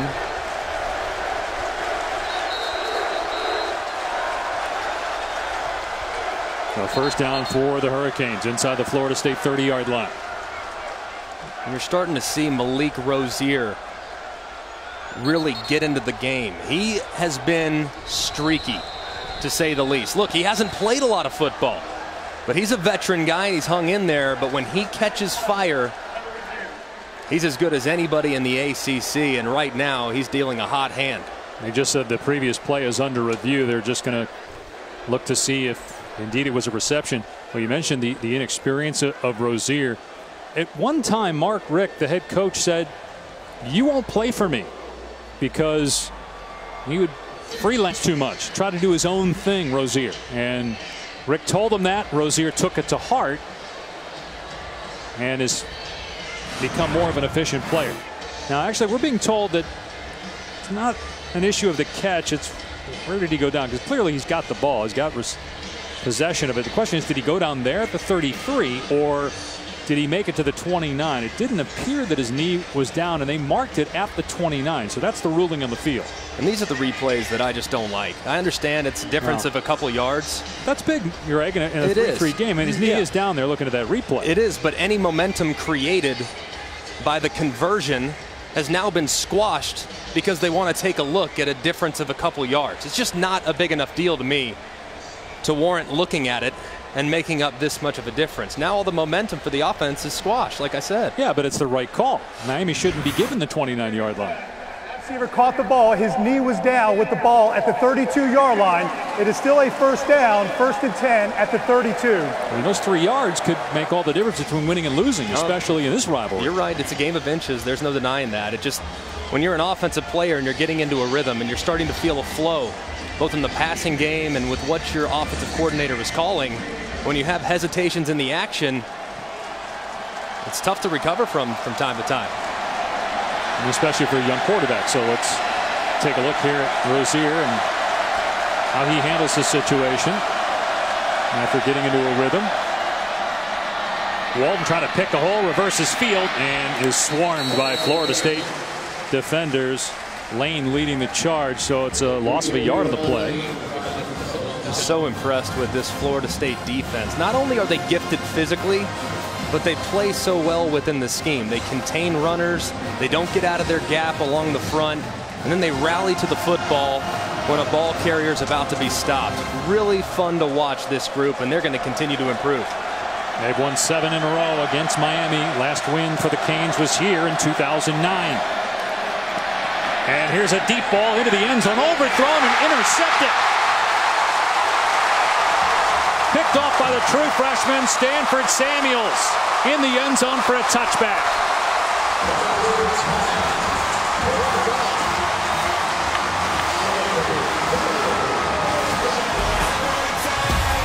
Just when Miami had seized all the momentum, Florida State's defense comes up big again. This time, the freshman Samuels securing the pick.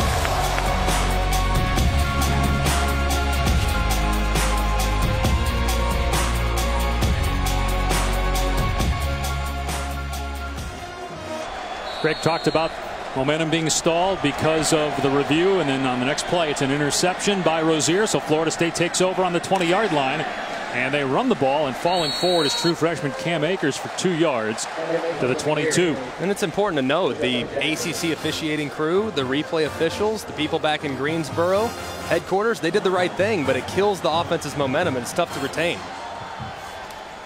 Here's a pitch to Akers, trying to get outside, a flag down. Akers picks up about 3.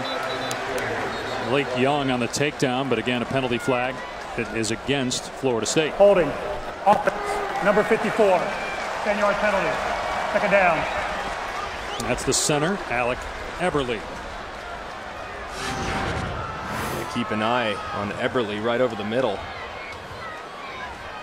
See if he grabs the defender. Clearly does. You see that left hand grabbing the shoulder of big number 7, Kendrick Norton. He didn't like Norton playing the quarterback's leg as a guitar in the first quarter. That's still, I don't think I've ever seen that before. That's a unique celebration. I'm gonna hang on to that one.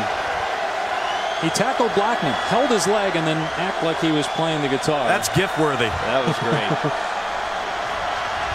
And he just forced a holding penalty on Florida State, 2nd and 18. Akers finds running room past the 20-yard line. Well, he gets 12 yards there. Big run on 2nd down when they needed a chunk play. Huge run. Right there. Had some contact in the backfield. He put his foot in the ground and went right up the gut for a nice gain to set up 3rd and manageable. We haven't seen Tate get involved much in the passing game. At some point, they got to get their big star wide receiver, Auden Tate, involved. You see he's on the motion. Battling a shoulder injury. Here's a screen, and Patrick can't come up with it. Oh, he gets drilled after the whistle. They throw the flag, but I don't know that that's right. I don't know that Michael Pinckney, the Miami linebacker, knew exactly what had taken place. He thought it was a fumble, and that's why he came and drilled Jaquez Patrick. It doesn't matter if he knew or not. Still should be a penalty. There is no foul on the play. The result of the play is an incomplete pass. I think they got it right there. Wow, I think that should be a penalty. I understand, look, intent, all that stuff. He didn't mean to hit Patrick late. But he doesn't unload on him here. I mean, he tries to hold up at the last. He doesn't go for the head or anything. It's not a defenseless player. It's still 2 steps away. That should be a call. It should be a call. And I'm an offensive guy. I understand that as a former quarterback. But right there, Pinckney was late. I know he didn't intend to do anything wrong, but what he did was in fact wrong. And I think it should have been rewarded with a fresh set of downs for Florida State, given the contact that was had. I'm not so sure he didn't think he fumbled it. Well, that's what I said. Yeah, I think he thought that's why he hit him so hard. Line drive. Berrios from the 35-yard line. Penalty marker down, as there is on just about every kick. Berrios inside the 40-yard line. Berrios tackled at the 20. The official picked up the flag. There wasn't a penalty. Hey, he meant to throw his marker the flag, down. But he meant to throw the beanbag. Yep. Which, it's a little different meaning. The beanbag is when the ball changes possessions or when it's a fumble. He threw the flag instead. But I think Florida State saw that. And when you see the flag thrown, and look at the official, you assume it's coming back. You can see the flag fly in there, but he ran right to it, embarrassingly enough, grabbed the flag, put it in his pocket, and then threw the beanbag. Hoping nobody would see it. But you got to think Florida State did. That had to have impacted the play. You see the beanbag located right next to that flag on his right hip. That time, the beanbag's on his left hip now. I think he might have had it on the wrong side. Big return, though, from Berrios nonetheless. First down of the 21-yard line of Florida State. Pass play, Rozier looking end zone, back shoulder throw, Berrios, touchdown, Miami.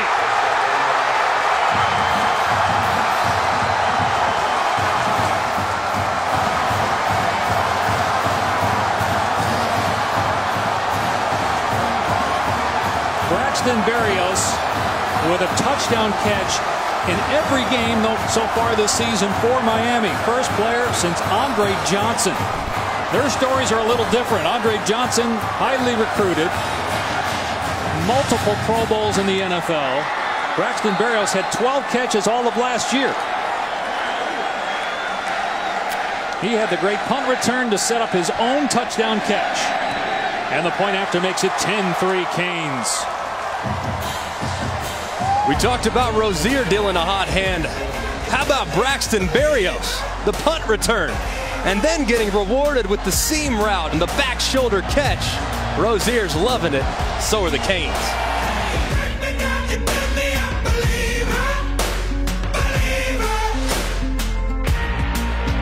Bears fans, a lot of them anyway, have been calling for Mitchell Trubisky for a while. They get their wish on Monday Night Football. He makes his debut as the Bears starting quarterback as they take on Minnesota. Don't know who the Vikings quarterback will be because of Bradford's ailments. It all starts in Monday Night Countdown, 6 Eastern. Dave Pasch, Greg McElroy, Tom Luganbill here in Tallahassee. The first touchdown of the game comes at the 6:57 mark, and Miami in front after trailing 3-0 at halftime. And wow, Gavin stutter steps, takes it out, and should not have. He gets leveled at the 10-yard line. Let's go back to the touchdown. This is all made possible because Derwin James is favoring the right hash. I don't know why either, because the two best receivers, this is Berrios and this is Amon Richards on a fade under route. How can Derwin James be on the right-hand side when the two biggest threats in the passing game are on the left-hand side? He's got to be smarter in understanding where the personnel is, because he just hung out A.J. Westbrook with one-on-one coverage against a very capable slot receiver. Derwin James is a star, as good a college football player as we have in this country. But right there, tried to get a little tricky with his eyes, trying to fool Rozier. And Rozier knew exactly where to go with it. Great execution. And you got Westbrook, who's been shaken up twice. And speaking of injuries, the return man, Keith Gavin, is down. He got suplexed by Travis Homer. Guys, and you take a look at this third quarter. Two distinct differences. Number one, we have spent all our time, if you're watching from home, on the far right of your football screen. Every single series, whether it's been offense or defense for either team. So Miami has a huge advantage in field position. Secondly, and Greg, we talked about this to open the quarter. Miami had to become more diverse in their passing game. Create some more opportunities downfield aside from the slant route. They've gone to that, and it has been very, very fruitful downfield. They've got Florida State on their toes right now a little bit defensively. And Gavin is shaken up. Auden Tate has been battling that shoulder injury. So you got a couple of guys now at receiver for Florida State that aren't 100% if Gavin can even come back. But has that really mattered lately? I mean, Florida State still finds a way to beat Miami despite the Hurricanes leading in the last 3 matchups. This is all about Florida State's ability to get back to doing what they did in the first half. Running the football, controlling the line of scrimmage, and not making mistakes at the quarterback spot. And it's about whether or not Miami's ready for the moment. Everyone thinks that this team's ready to take a big step forward. We're going to find out in the next 21 minutes of game time whether or not they are. Patrick trying to cut it back, taken down for a loss. It was Shaq Quarterman. Again, Miami among the nation's leaders in tackles for loss. They get another one there. So obviously Florida State struggling offensively. It makes it a lot worse now because you're behind the sticks. Yeah, and really I'm surprised too. Florida State had success in the first half using their fullback and using multiple tight ends. We haven't seen that yet to this point in the second half. And here they are again in 11 personnel with 3 wide receivers on the field. That pass juggled and then pulled in by Izzo. Did a nice job to secure it at the 21, so that'll put him in 3rd and manageable. Haven't seen many 3rd and short situations for the true freshman James Blackman. And I think getting him on the perimeter with a run pass option might be the best thing for him in this particular spot. Getting him on the edge and allowing him to see out in front of him and allowing him to be a little bit more comfortable if they do decide to throw it here.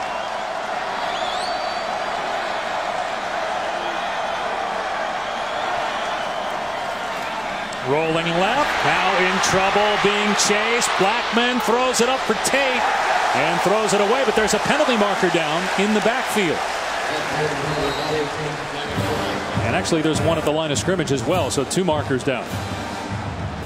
That was exactly what they tried to do. Tried to get Blackman outside the pocket, make it easier in the throwing lanes. See what they have here. There are 2 fouls on the play by each team. Ineligible receiver downfield, offense, number 69. Personal foul, roughing the passer, defense, number 33. Those fouls offset. First down. All right, Greg, so you get another chance here for Blackman. You played in rivalry games, obviously, at Alabama. What's going through his mind? He's a true freshman playing in the biggest game of his career. His team's down, but you're in a position where you can make a play, 3rd and 2. And he's made some mistakes, too, in the last couple quarters. Late in the first half, throwing the interception, threw an early interception in this half on a poor decision. They tried to sprint him out there, give him something easy. Now they might opt to run the football, given the amount of people that are in the box for Miami. He's got Patrick with him in the backfield. They fake the jet sweep. Blackman breaks a tackle, dives, and has the first down. The kid made a play there. Yeah, avoided he did. the sack. Yeah, he did. What a play. Nothing there defensively.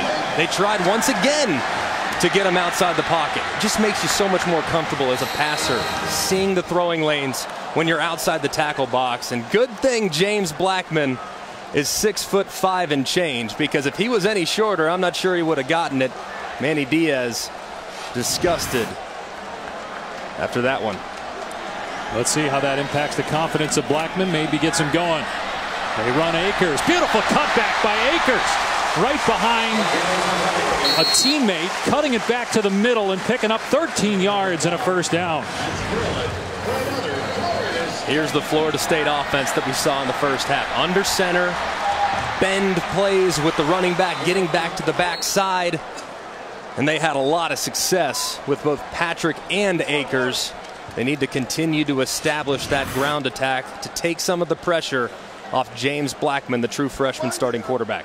Greg, with the running back Cam Akers right there, it looks like he was going to bounce it outside, but then he plants his foot in the ground and gets upfield, and he's going to start to sense, oh, wait a minute, big plays can happen between the tackles. And most importantly, they've gotten out of a huge hole that they have spent the entire 3rd quarter in on both sides of the football. Sheldrick Redwine shaken up on the play.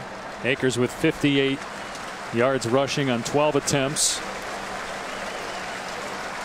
Patrick has 83 yards rushing on 9 attempts. He had 8 for 84 early in the 2nd quarter, so he's only touched it once since, but he's also had some injury issues.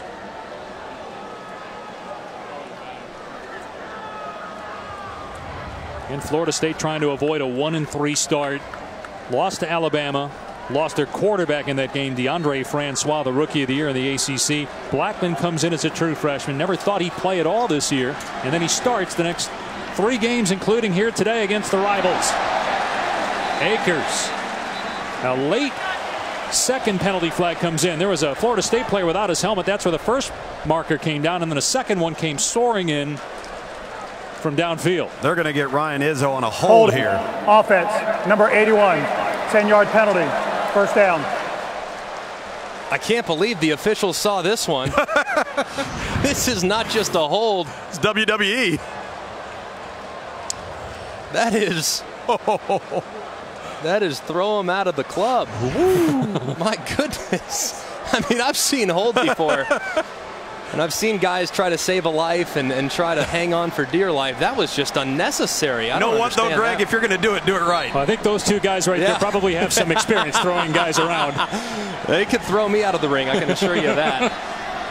I'm not getting in the ring with those guys. No. First down on the 27 of Florida State. Blackman tried to dump it off, and it was almost picked off. It was deflected by McIntosh at the line of scrimmage. Here's Adnan in the studio. Pass incomplete to Patrick.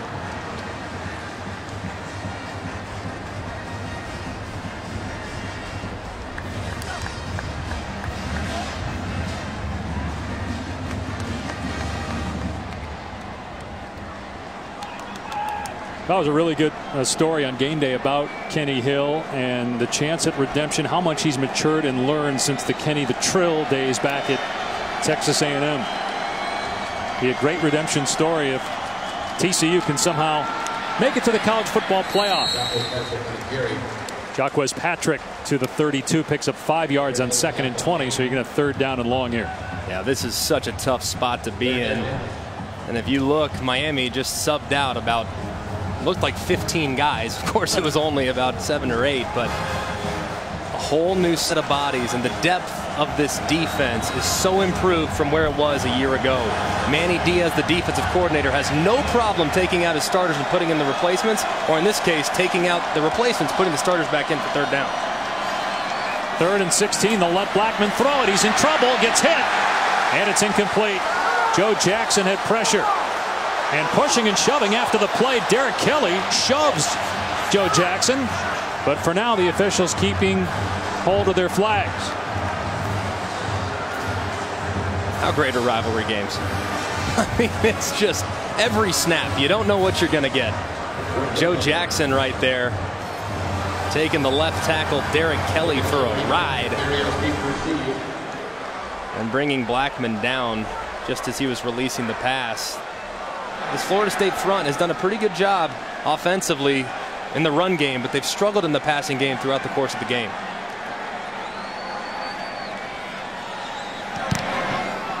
Logan Tyler has really punted the ball beautifully today. Gets off another good one. Berrios forced to make the fair catch. 52-yard punt. Well, think of all the great NFL players that have played in this rivalry.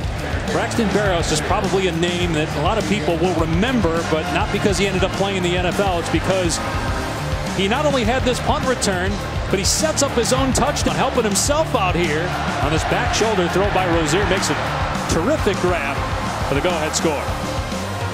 What a job he's done.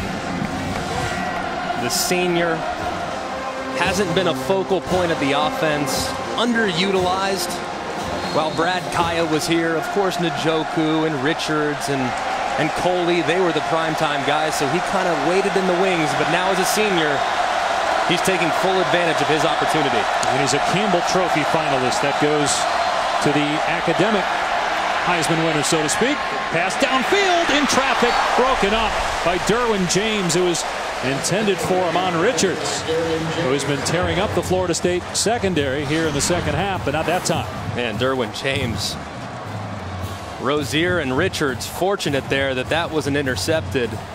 James made a nice play on the football, and Richards did a good job of trying to be strong with it. Those are two outstanding players that will be playing football for a long time. Jimbo Fisher told us yesterday Derwin James can play all 11 positions. He's probably exaggerating, but he can definitely play corner. That was a great break on the ball. Rozier will keep on 2nd and 10, gets a block, and close to the 1st down. He's got it at the 28-yard line. I love when the NFL scout asked defensive coordinator Charles Kelly, well, what do you mean he can play all 11? He can play the nose tackle? And he said, well, they wouldn't block him. He said, yeah, I'd line him right up over the center at defensive tackle, and I guarantee you he'd get home. That's right. Derwin James, number 3. He's a guy to keep an eye on. So a fresh set of downs for Miami on the 28-yard line. Here's a pass to Richards out in space, and an excellent block downfield by the true freshman Mike Harley, springing Richards for a good pickup there. I'm telling you, you watch this Miami offense, and the wide receivers in particular. Watch how hard they work on the perimeter blocking. It's truly outstanding. Berrios with the cut, and Harley on the outside lasting forever. Florida State's wide receivers who've struggled blocking at times, they could learn a thing or two from watching these guys on the edge really push guys around. No doubt Harley's got a motor. 2nd and 3. On the 35-yard line. And Walton goes around Berrios. Looked like he could have just cut up field, but he didn't. He went around Berrios. Pushed out of bounds by Thomas into the Florida State bench. But Walton escapes. It'll be 3rd down. Tell you what, he's just not the same guy today. 10 carries, only 15 yards, and he's not 100%. Every time he's gotten the football, Florida State has been able to find him. Of course, he has that left ankle that's been bothersome. Still been productive at this point, but certainly hasn't been a feature player for the Canes today.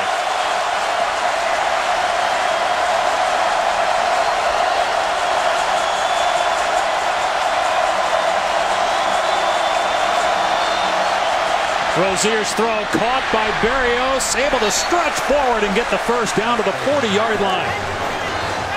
The senior from Raleigh, North Carolina, 5'9", 180 pounds, having a career day. He just knows how to get open. I mean, he's not the fastest. He's certainly not the biggest at 5'9", but he knows how to use his body and to create separation. He's very savvy within the routes that Mark Richt puts on him, and man, does Rozier trust him in the passing game.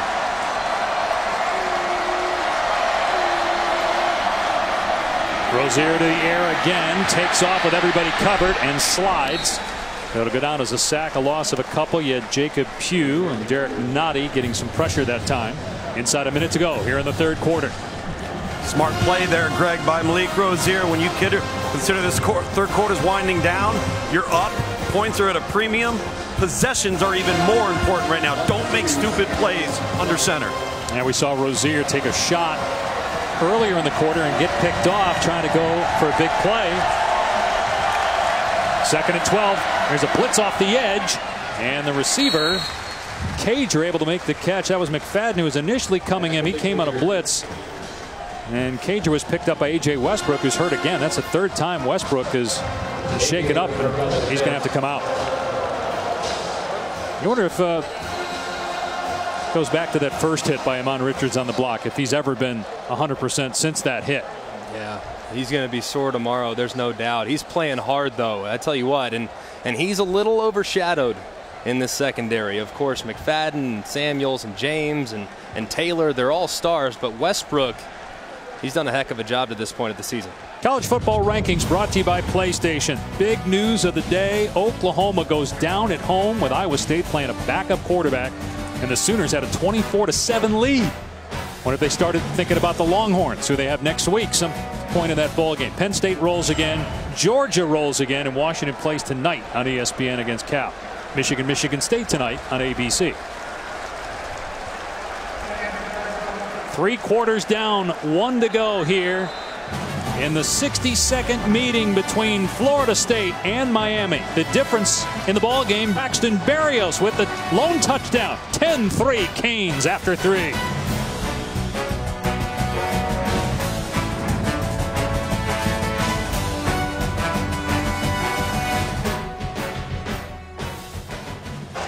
Welcome back to ESPN's Afternoon College Football, presented by PlayStation Vue. You're watching the ACC on ESPN. Start of the 4th quarter. This game originally scheduled for September 16th, postponed because of Hurricane Irma. We thought we might have hurricane conditions 2 days ago here, but it's been sunny skies most of the day. And there is some contact downfield on 3rd and 6 between Mullins and Levante Taylor of Florida State, but no penalty marker, and so the Canes have to punt. It's a big stop from this Seminole defense. Just a little bit of contact, but it could have potentially been a pass interference, but a good no call by the official. True freshman Zach Fiegel, whose dad Jeff played 22 years in the NFL. Short punt. And Florida State will take that. Only a 33-yard boot.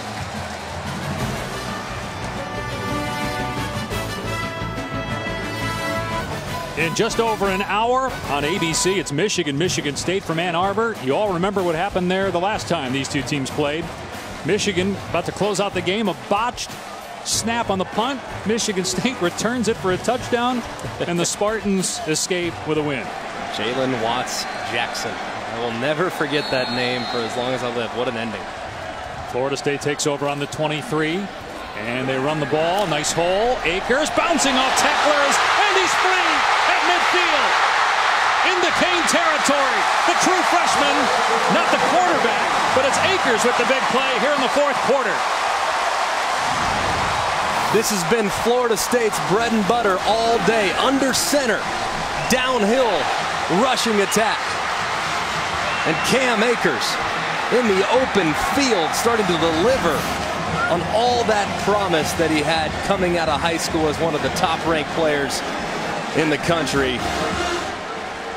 What a great play by the Noles offense. 46 yards. And what did Jimbo tell us yesterday? Just keep trying between the tackles. Even though he didn't get anything there, you're going to finally break one, and he did. It'll be second and long, though, after Quarterman made the tackle. At the 31-yard line, Jimbo Fisher has never lost back-to-back home games since taking over. They played NC State on September 23rd, lost that game. Their lone win came on the road last week at Wake Forest.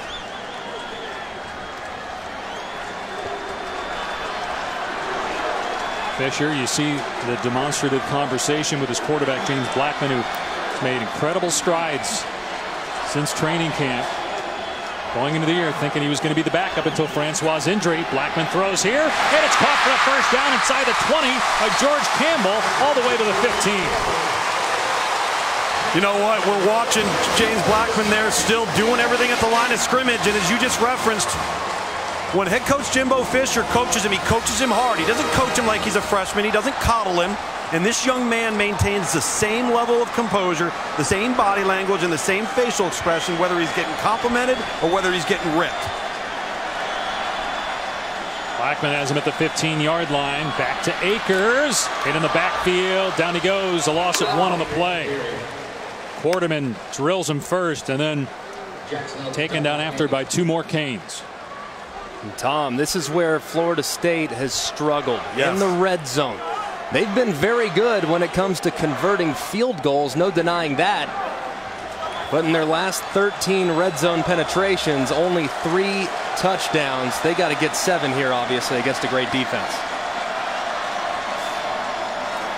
Blackman hit as he throws, nearly intercepted as Jaquan Johnson stepped in front. Auden Tate, I'm trying to remember the last time he was targeted, if at all, in this game. They tried to get it to him there. Yeah, Auden Tate has taken a back seat to some of the other great players on this Florida State team. Jimbo not happy on the sideline as his team gets ready to take on a 3rd and 10. The red zone woes continue if you look at 1st and 2nd down. And he predetermined that throw, Greg. Yeah, he did. Chad Thomas did have some pressure in the face of the quarterback. Play clock winding down. It's at 2. And Blackman, I don't think, saw it, so Jimbo Fisher calls a timeout. Let's watch Jimbo here with his young quarterback. Look at him, seeing him talking him up. And he's telling him, hey, it's quarters. You can't throw post against quarters. Exactly. Quarters means a safety is hanging on the right side, and he occupies the space that Tate was running right into. Fortunate that 2nd down throw wasn't intercepted, but I love this. I absolutely love this. Jimbo Fisher, he's hard on his quarterbacks. There's no denying that. But how many quarterbacks have left Tallahassee and you felt as though their best was not brought out from Jimbo Fisher? He challenges the guys. And then he talks him to the next play. I just love the way he handles the development of that position. He has an eye in recruiting to make sure he brings in guys that aren't thin-skinned, that won't go in the tank. And then he also finds guys with incredible talent like James Blackman and some of the great ones before him. They'll put him in empty here on 3rd down and 10. Can the kid make a play from the 15 of Miami? 4-man rush for the Hurricanes. Blackman wide open, touchdown Izzo! Blackman gets it done on 3rd and 10, and the Noles with a chance to tie.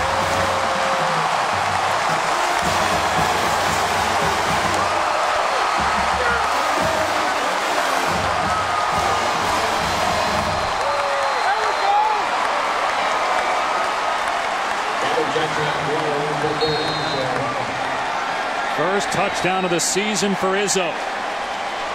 Ricky Aguayo on to tie it at 10. New game with 12:17 to go.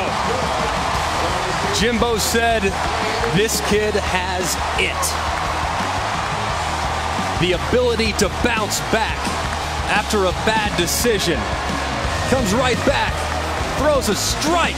We got a ball game in Tallahassee.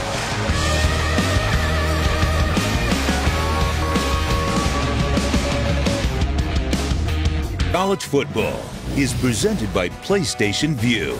Watch the biggest moments in sports. Try it free today.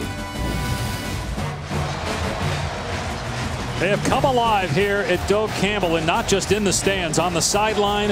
And the quarterback, James Blackman, after Jimbo Fisher has a lengthy conversation with him, trying to encourage him while also pointing out flaws from the previous couple plays, throws a dart. And we have a tie game with 12:17 to go. Here's DJ Dallas for the Canes. And he's up to the 20, and a penalty marker comes flying in. If that's on Miami, that'll put him back inside the 15-yard line. During the return, holding, receiving team, number 33, half the distance to the goal, first down.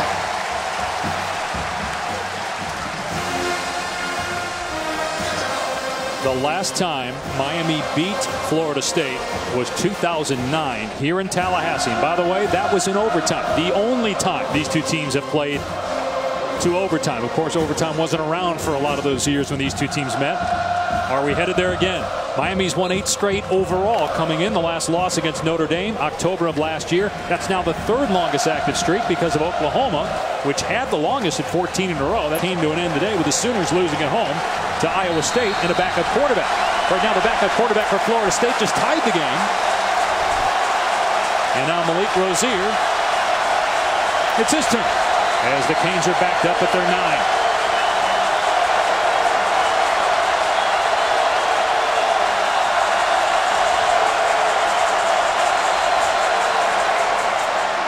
They're just going to hand it off here to Travis Homer.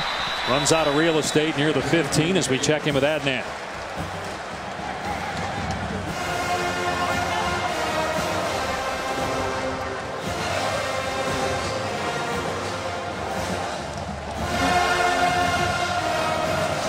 It's interesting you mentioned that because, a couple days ago, we're flying in here to Tallahassee, and there was talk they might move this game again. Maybe move the start time up or move it a day earlier. They stuck with the 3:30 kick. And blue skies. Knock on wood. Still got a ways to go. It is supposed to rain later tonight with Hurricane Nate expected to make landfall along the Gulf Coast. Rozier and Amon Richards headed upfield. That pass was toward the sideline, and so it's 3rd down and 5. Richard shaking his head like, what are you doing? Really good job there by Tavares McFadden, number 4, the corner down here. Greg, they were going to do a corner blitz. Malik Rozier, the Miami quarterback, he checks out of it, but then Charles Keller, the defensive coordinator, standing right next to me here, he checks out of the corner blitz, confuses the quarterback. Win on defense for Florida State. That's algebra. That's advanced algebra right there. Being able to check and adjust defensively when chaos is going on.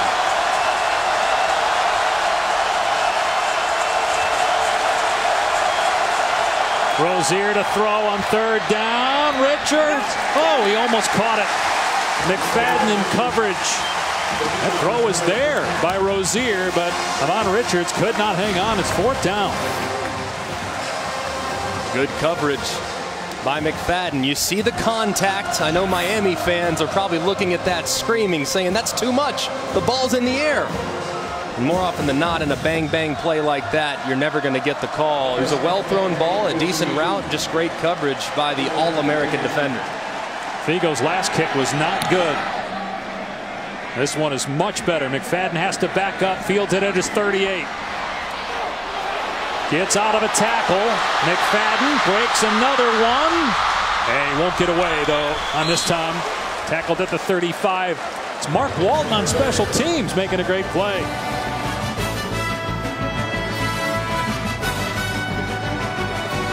Some of the crazy end-of-game situations, like wide right 1 back in 1991, and then a year later, Dan Mowry missing from 39 yards to tie the game, wide right 2. But a couple of other wide rights, a wide left thrown in there, and then last year, they blocked the game-tying extra point late in the 4th quarter. And you think about it, all the great talent that's come out of these two schools, the kicking game has defined this series. And I'm not going to try to diagnose what goes on in the mind of a kicker, but you wonder, those two guys we just saw, are they thinking about the history of this rivalry? Long throw by Blackman, pulled in Miami territory for a 1st down by Murray. Let's go to the studio and Adnan.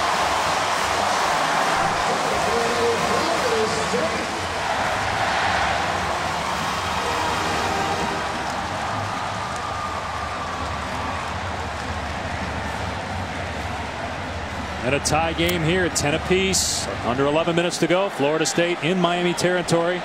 As you see the confidence of James Blackman growing every snap. They run it here. Cam Akers to the 43 for 4 yards. Greg, on that last play, Nyquan Murray actually fell down. He falls down and gets up and is still able to make the play. What a wonderfully thrown football to the sideline. And that was the exact same route concept that got intercepted earlier when Blackman tried to force the corner route into double coverage. This time with a little bit more one-on-one, and he's able to hit a nice throw. That took a lot of velocity, and he got it there on time.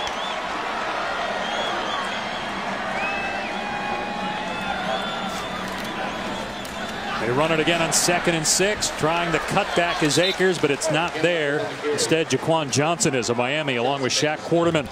So 3rd down here for James Blackman. Making his 3rd career start, replacing DeAndre Francois, who was injured in the opener against Alabama. This is a big 3rd down. And in a normal game, it might be 4th down territory, but not in this game. It's been all about field position, and Florida State, for the most part, outside of one drive, Miami's been backed up. Try to throw it here. Oh, the left side of the line move. I was just about to ask you, so if you don't get this, are you punting for sure? Well, now certainly you are if you don't pick it up, because you're in 3rd and 11, 3rd and 10. Offense, number 70, 5-yard penalty, 3rd down. Absolutely. It's a tug of war defensively right now, and there have not been many plays made by either offense. So I'm definitely thinking field position is as important as anything else. Now that they're at 3rd and 10, I wouldn't be shocked to see them actually run the football with Patrick, who's had a nice game today. Depends. Has Jimbo Fisher's confidence in his quarterback grown? They did that a lot in the first half. They let him throw it, though, on the last 3rd down, and he threw a touchdown pass. He'll throw it here, and he's got Tate for another 1st down. Tate inside the 30, down to near the 25. How about that laser? Wow. What a great throw and a great read by Blackman. Seeing rotation and flow, and he finds this window right around number 33, Trent Harris for Miami. That was an absolute missile coming out of the hand of James Blackman. That had flames on it, bro. I haven't seen anything thrown like that, and the playoffs for baseball are going on. Blackman throwing it out here, and it's dropped. Was that behind the line? They haven't signaled yet whether it was a forward pass. Murray with a smart play to jump on the ball, and it looks like they're going to say it was a backwards pass, so it's a loss of 4 on the play. No, Greg and Dave, go back to our discussion with Jimbo this week, and he talked to us about how he thinks completion percentage is overrated. He puts more stock in whether or not you make the key play at the key moment when it matters most. And that last 3rd down throw right there to Auden Tate was a prime example of what he was describing to us when describing James Blackman. And let's keep in perspective the defense he's going against. These Miami defenders are absolutely outstanding. He's been up to the task so far. On 2nd and 14. Akers. Beautiful move by Akers. A helmet goes flying off at the 25-yard line. And it's Akers who lost his lid. He's going to have to come out for a play. That's the 2nd time that Akers' helmet has come off. But goodness, look at that little stutter. And to get vertical, that is a big-time move. There at the line of scrimmage. It was well defended. Just a missed tackle by the Kane defense. Yeah, he shook Pinckney, and then it was Quarterman that hit him up high and knocked the helmet off. 3rd and 8 from the 25-yard line. It would be about a 42-yard field goal try from here for FSU. And they're going to just run Patrick, and he'll get tackled at the 21. So it's a gain of 4. And so Ricky Aguayo, whose brother obviously played here, had some trouble in the NFL, was cut by the Bucks, picked up by the Bears, and then was released again. Ricky's been solid this year, making 8 straight coming into the game, and then made one earlier in this one. So it'll be a 38-yard attempt to give Florida State the lead.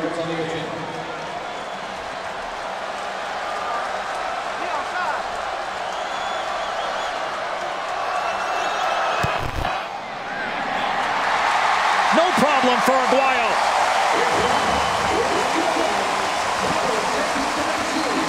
pressure didn't get to the sophomore. Ricky Aguayo making his 10th consecutive field goal. Splits the uprights to give the Noles a 3-point lead.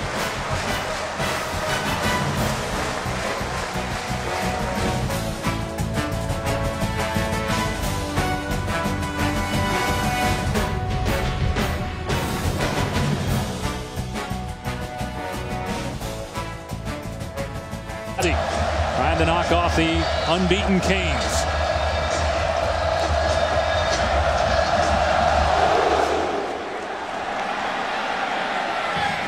Tyler's kick sails out of bounds. It's a touchback. Let's go to Adnan.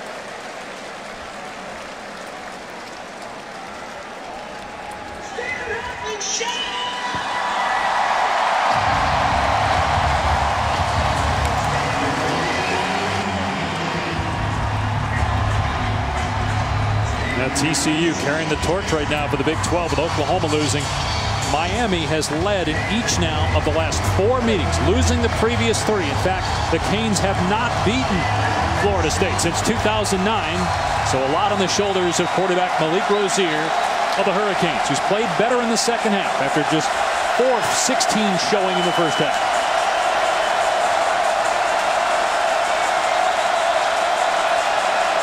From the Cane 25.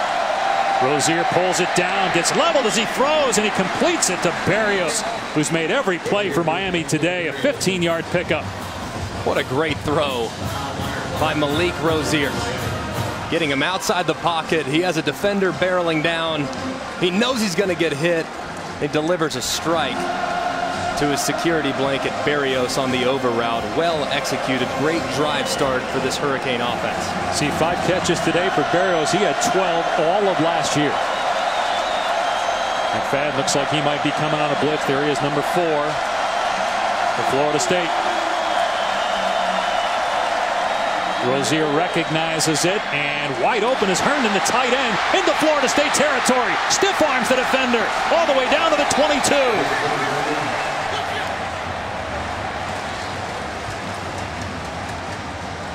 It's a great job by Malik Rozier again, recognizing the vacated space on the left-hand side as a result of the corner cap and finding big completion. 37 yards. Here's Herndon again, knocked down inside the 15-yard line.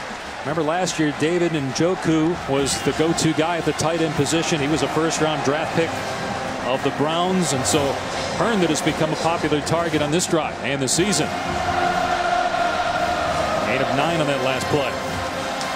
This has been an incredible answer to this point by this Miami offense.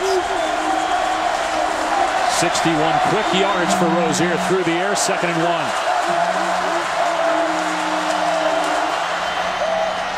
1. Walton finds running room inside the 10. It'll be 1st and goal for the Canes.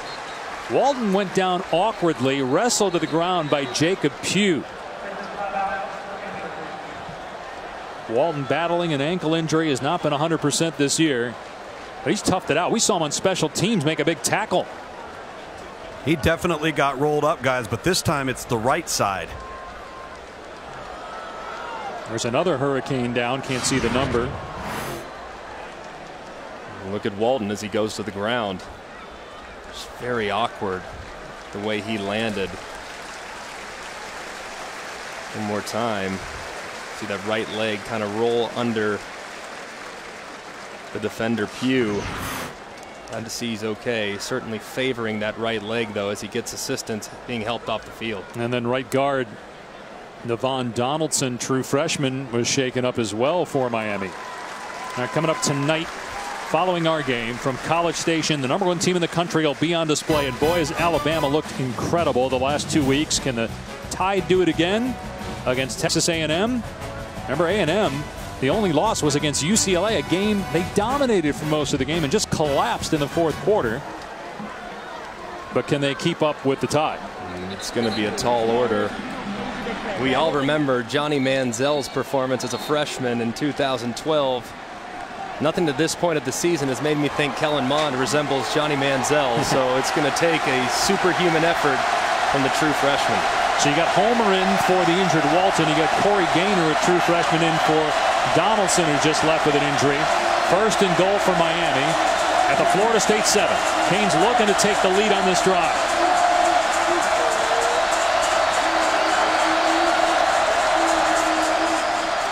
Rozier going to take off. And he gets to the line of scrimmage and maybe a yard. He lost his helmet. How about this? He's going to have to come out for a play. You lose your quarterback unless you burn a timeout here. How is Mark Richt going to handle this? Does he call a timeout? Yeah, it's a critical down. And Mark Richt is. He is. He's going to call timeout. He's going to. He had. Yep.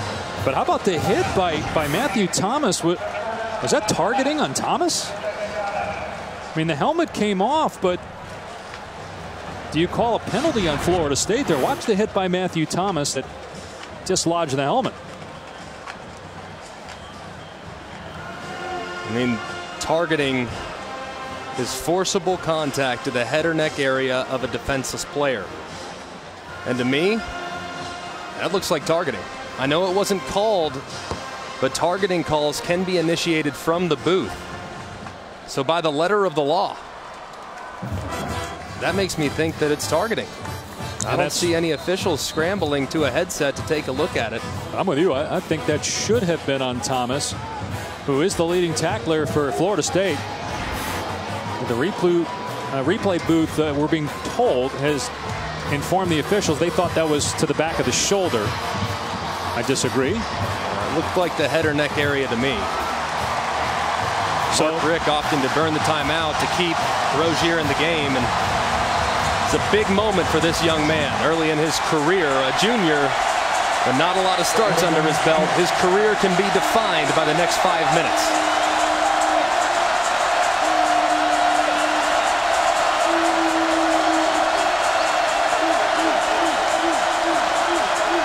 Rozier to the air, lobs it, end zone. Berrios! He got it! Touchdown! Miami back in front. How about this kid? Braxton Berrios has made every play for the Hurricanes today. What a stud. Let's make sure he secures it, of course. Clearly in bounds, feet down, ball doesn't move. Touchdown, Canes. What an answer. After all the momentum seemed to have gone to the sideline of the Seminoles. Incredible stuff right there from Berrios and Rozier. Great touchdown. The previous play is on you. Well, they didn't review the targeting, which I thought they should have, and yet they're going to review what looked like, at least from our vantage point, a clear catch by Berrios. Remember, too, Florida State blocked an extra point in last year's game to win by 1. And he's got the ball. I think the fact that he chooses to roll over to secure the football is really what stands out here. What a remarkable job by Braxton Berrios. And Greg, how he set up the defender initially. Oh, man. Oh, man. But there wasn't a ton of room in the back, and he hesitated. Yep. Moved his feet and got it down in the back of the end zone. Yeah, this will be confirmed. After review, the ruling on the field is confirmed. Touchdown. 3.96 GPA in finance, entrepreneurship, and making big plays against Florida State. That's his greatest major right now. Semifinalist for the Campbell Trophy, the academic Heisman. He scored 5 touchdowns in 4 games. He had 2 touchdowns all of last year. The point after makes it a 4-point Miami game.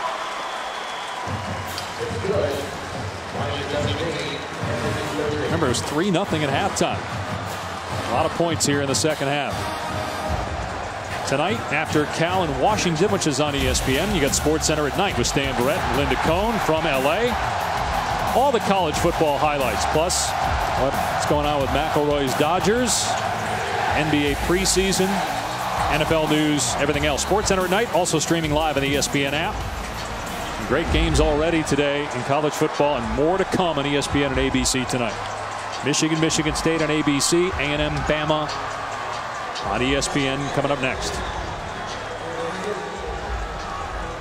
Every week, every week you have incredible games, and you have guys that aren't talked about, unsung heroes.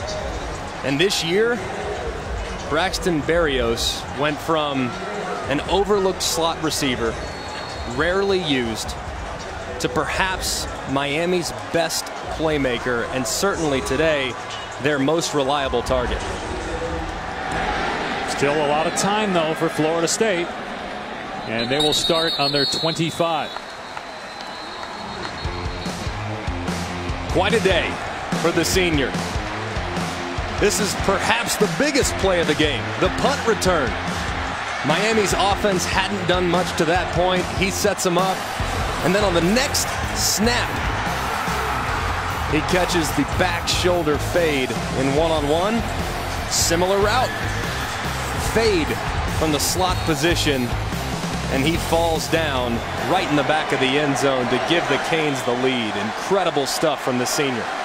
We talked about his academic outstanding accomplishments, but enough time here for Florida State to mark down.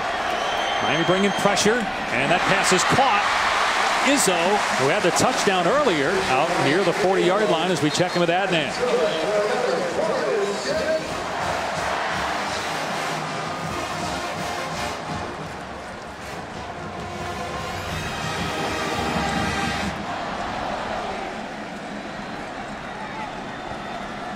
Will Miami hold on, Adnan? Florida State with a good play to start this drive out to its 39-yard line.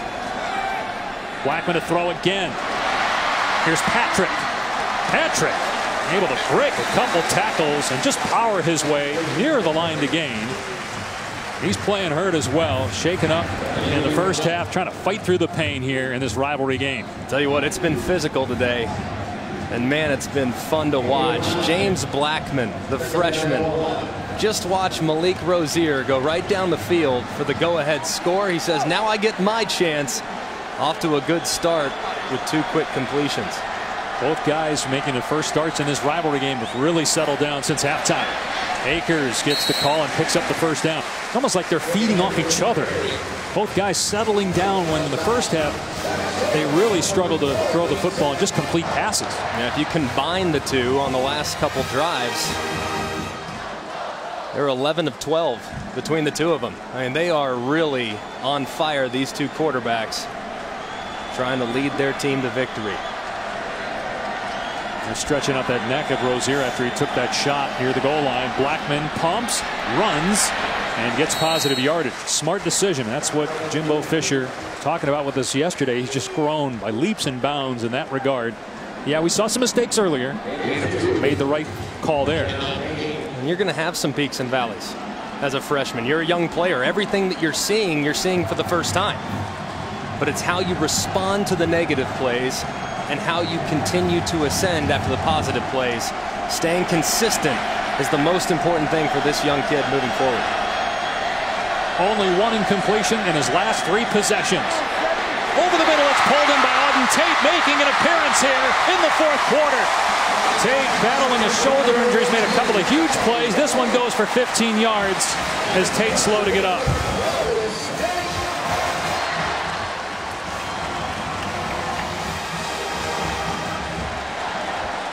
Tate staying in though. Left shoulder injury against NC State. Caught the game-winning touchdown last week and wants another one here with Florida State on the move. Inside 3 to play on the Miami 31-yard line. Blackman has to step up, wrapped up and sacked at the 37. Trent Harris takes him down. Pinkney had pressure initially for Miami. That is a big-time play by this Miami defense. This offense for Florida State was getting into a bit of a rhythm. And they pin their ears back and they get after the quarterback to set Florida State behind the sticks. It's a great job by this pass rush from Miami, but none of us should be surprised. They're one of the best in the business at affecting the quarterback. Official timeout. They're making Auden Tate leave the field. So that will not be charged to Florida State. Tate doesn't want to come out. Big time players don't put the game on the line. That could potentially be a big move by this officiating crew. I mean, Tate is their best playmaker offensively, and although he hasn't been used as much today, his size and his ability to make contested acrobatic catches makes him a massive weapon.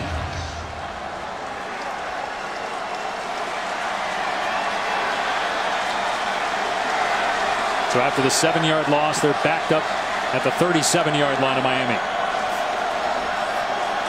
Blackman hangs in the pocket, and it's pulled in by Murray, and Nooney is near the 20-yard line. Johnson with the hit, gain of 15, so it's 3rd and short. How do you handle this if you're Jimbo Fisher? Well, it's obviously 4-down territory. Knowing that it's a 4-point game, a field goal does nothing for you. So I'm running the football with number 3, Cam Akers. And Akers gets the call and able to muscle his way past the line to gain. The ball comes out. It's in the arms of McIntosh, but they ruled it forward. Progress was stopped at the 20-yard line. First down, Florida State. Minute 45 to go and 2 timeouts. We'll stop the clock to reset the chains.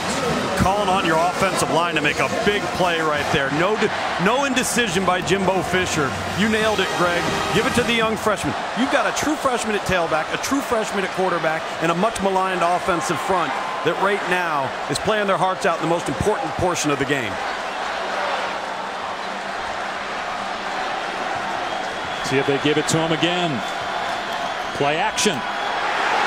There's a receiver wide open. It's Tate. Touchdown FSU. He comes back in a big way with the go-ahead score.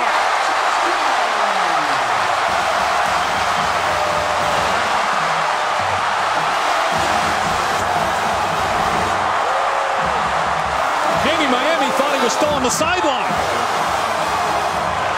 And barely lift his left arm because of the shoulder injury.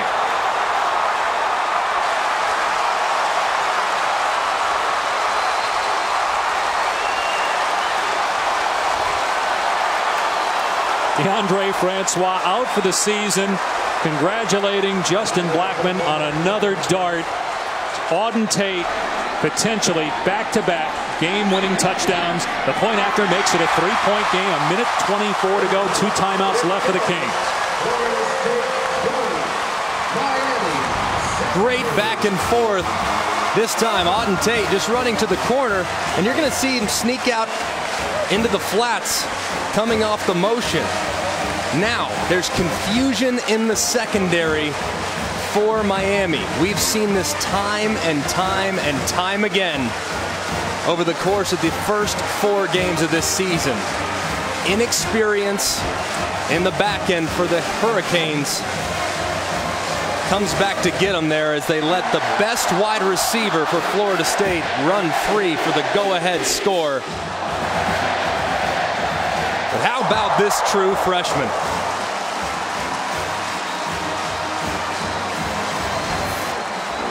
James Blackman with 2 touchdown passes here in the 4th quarter, completing 10 of his last 11 throws. Just when you think Miami's going to end that streak, losing 7 in a row, this Noles drive down the field to take the lead. But again, enough time, and all they need is a field goal to tie.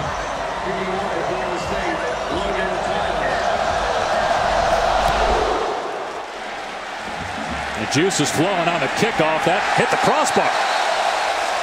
Let's go to the studio and Adnan.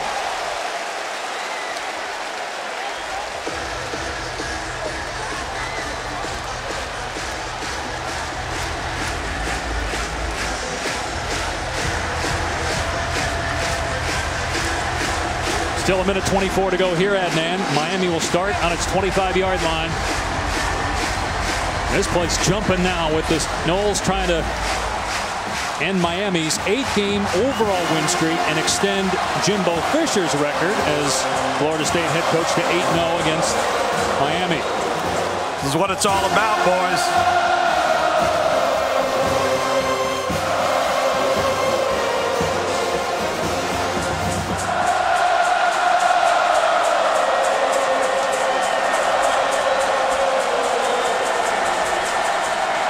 Rozier to throw on first down. His pass tipped by Sweat, incomplete. Josh Sweat at 6'5", hard to get it over him. He's had 2 knockdowns today.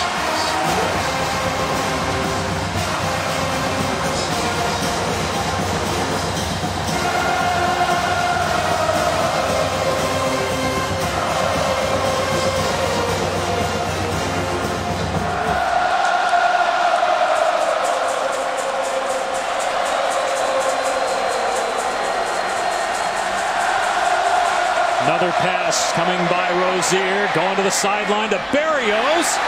He was knocked out of bounds. There's no force-out rule. It was just a good play by Myers to push Berrios out. Great play by Myers. You see Berrios extending, but clearly lands out of bounds. Coverage has been extremely tight in the back end by Florida State. These last couple snaps, they are dialed into this 2-minute offense for Miami. And the Canes just 5 of 15 on third down. They have to get to the 35-yard line. Rozier steps up, and the receiver Berrios comes free for the first down. Why not? Try him again. He's shaken up, but it's a fresh set of downs for Miami, gain of 16. Keep in mind, you only need a field goal if you're Malik Rozier. Understanding that you still have 2 timeouts to work with, so it's not imperative that you work the sideline yet. Inside a minute to go, Homer running, and he's into Florida State territory. Got the first down, so the clock will stop as they reset the chains. 48 seconds to go. Miami has 2 timeouts left. Will it come down to a field goal again? Miami, Florida State. Last year, a blocked extra point by FSU on Badgley won the game. They're going to run it again. Homer breaks a tackle, and he is in Badgley's field goal range. He's at the 34-yard line. Again, the clock stops to reset the chains, and they can hold their timeouts after a 14-yard pickup. Badgley's long this season is 50. For his career, he's never missed between 40 and 49 yards. Rozier going to take a shot. The receiver falls down. They rule incidental contact. Cager got tangled up with McFadden. 23 seconds left. That was well played, guys. I'm standing right in front of that one. Incidental contact. 2 guys trying to position themselves. And Savaris McFadden did a great job forcing Cager to the sideline. They just get tripped up. How do you handle this, Greg? Do you run the football in this situation with 23 seconds left? Try to get a little bit closer? I'd try to throw it. I would try to find Braxton Berrios and then potentially run it on third down and try to make the field goal a little bit more manageable and center it. Be a 53-yarder from here. Rozier airing it out. Cager can't get free from McFadden. Again, 19 seconds left. 3rd and 10. Got to run the ball right. You got to try to get 4 or 5 yards here. Now this is where I'd run it, because not only would I try to make the field goal a little bit more manageable, obviously looking at a plus 50-yard field goal right now where the ball currently sits, but I could also center the football too for the field goal kicker and try to get it there in between the hashes to make it a little bit more manageable for him from a directional standpoint too. Mark Richt will use a timeout, keep one more. What a shocker. It's coming down to a field goal. It just it doesn't matter on the year or parties involved in this rivalry. It ends up being about the kicking game. Think of all the great pros that have come out of both of these schools, yet it's the kickers that we always end up talking about, and you got to wonder what's going through Badgley's mind as they're trying to get him a little bit closer. No doubt. Obviously the kicking game so huge, and emotion in the kicking game, and the mental preparation that he's going through on the sideline. Can't say I've been there. I haven't ever been a kicker. I've never tried to kick, and I can promise you if I did, it would be ugly. But him making sure that the rep that he's about to take here pretty soon, if in fact Miami doesn't score a touchdown, needs to be like every single rep he's ever had in his life to this point. But thinking about what Miami might do offensively, I still think running the football, given the success they've had the last couple times they tried to run it, that's what I'd do. And I'd run it to the right-hand side so I can get it in the middle of the field. Mark Walton not in the game. You wonder if it's because of that ankle. Travis Homer, though, has had some big runs on this drive. Will they give it to him here on 3rd down and 10? Look at Rozier on the road telling the Hurricane fans to get into it.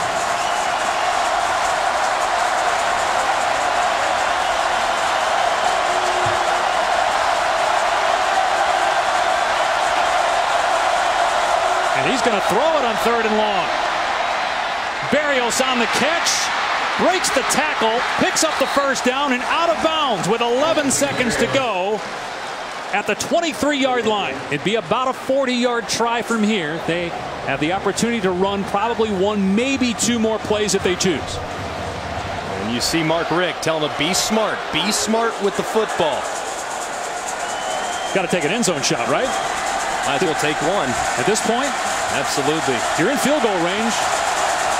Absolutely can't get sacked, though. Ball's got to come out of your hands immediately. Although they do have that 1 timeout left. Rozier going to take a shot, and it is caught into the end zone. Touchdown, Miami! Darrell Langham with the grab. Canes in front. 6 seconds left. There is a penalty marker down at the 2-yard line.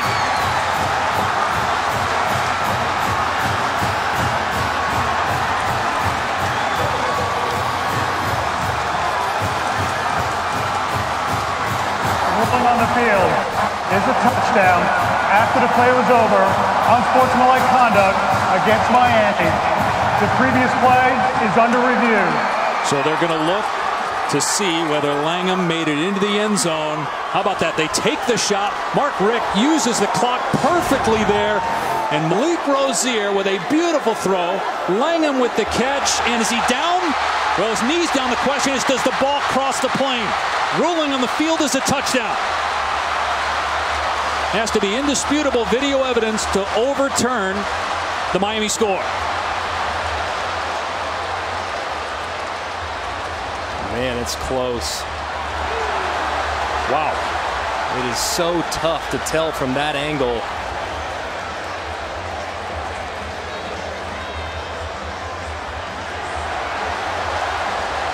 That's just too tough to tell, guys, from those angles. It's so difficult to tell. I don't know how you can overturn it based on the angles that we have. It's bang, bang, but where's the ball? Right there. That's a good angle. But the only thing is you can't see the stripe. Right. You can't see exactly where the goal line begins. You can see the pylon, and you also can't see his knee from that angle either. So you don't know exactly where it went down. You can assume, but it's really difficult to tell. And you can't assume. It has to be beyond all doubt to overturn the ruling of a touchdown. I think there's still doubt. But how about Malik Rozier and that throw? His 5th career start, trying to end a 7-game losing streak to Florida State, Miami's longest losing streak in the series, and trying to keep them undefeated.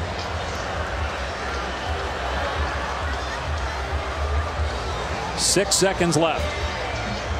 Just incredible poise by both quarterbacks here in the 4th quarter. These last few drives have been incredible.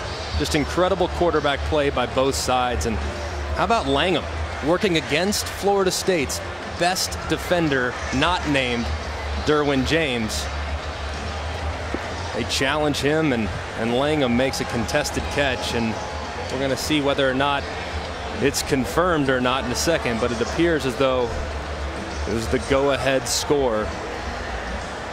Well, I tell you, Greg, the throw by Malik Rozier was just so much better than the previous couple of attempts down to the left sideline where he didn't give the receiver a chance. So you got Bob Welch, the replay official in Greensboro at the command center. They get involved. There's the knee. Can you tell beyond all doubt that the ball does not cross the plane? It's so difficult. I mean, it's so difficult to tell from that angle. I mean, if I had to guess, which we can't do, if I had to guess, it looks like he's short. But you can't guess in this situation because the ruling on the field is a touchdown. I could really see this one going either way. I really could.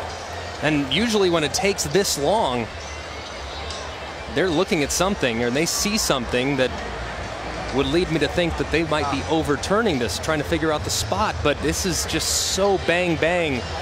And based on my judgment, if I was the replay official, I would call this a touchdown. I would too. I'm with you. I would say the play stands. I can't confirm it, but the play stands as called. If it were overturned, that would put the ball on the 1. Miami would get to use its final timeout. And then they'd have a decision to make then. Try the field goal to tie it and go for the win. Have a decision. Yeah. But I'm with you. I think if you're the replay official, Bob Welch, and you're in Greensboro at the command center looking at this, it's a touchdown. You can't overturn that. There's not enough video evidence to, beyond all doubt, say it's not a touchdown. After review, the ruling off the field stands. Touchdown. And there it is.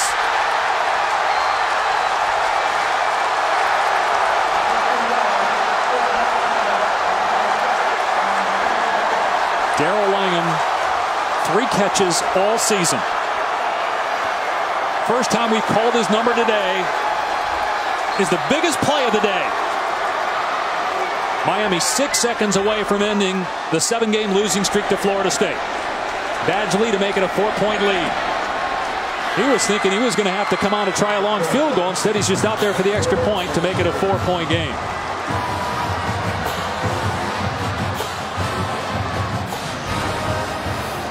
Just one-on-one coverage. 11 seconds left.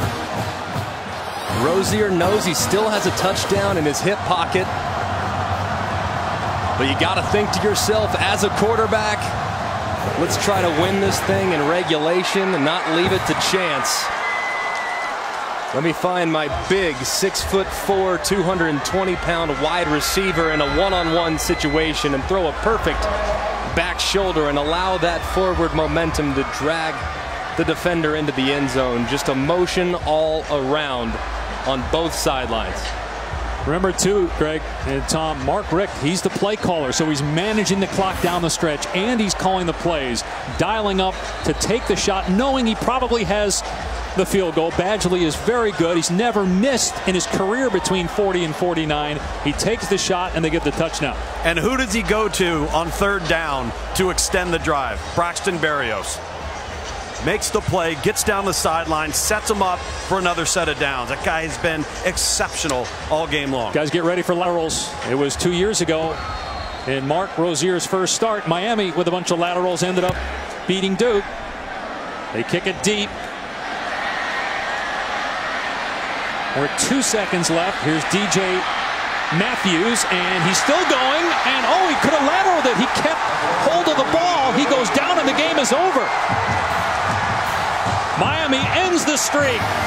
Florida State's 7-game win streak over the Hurricanes is over. Miami stays undefeated. The Canes win in Tallahassee. On to Bama, A&M, and Joe Tess.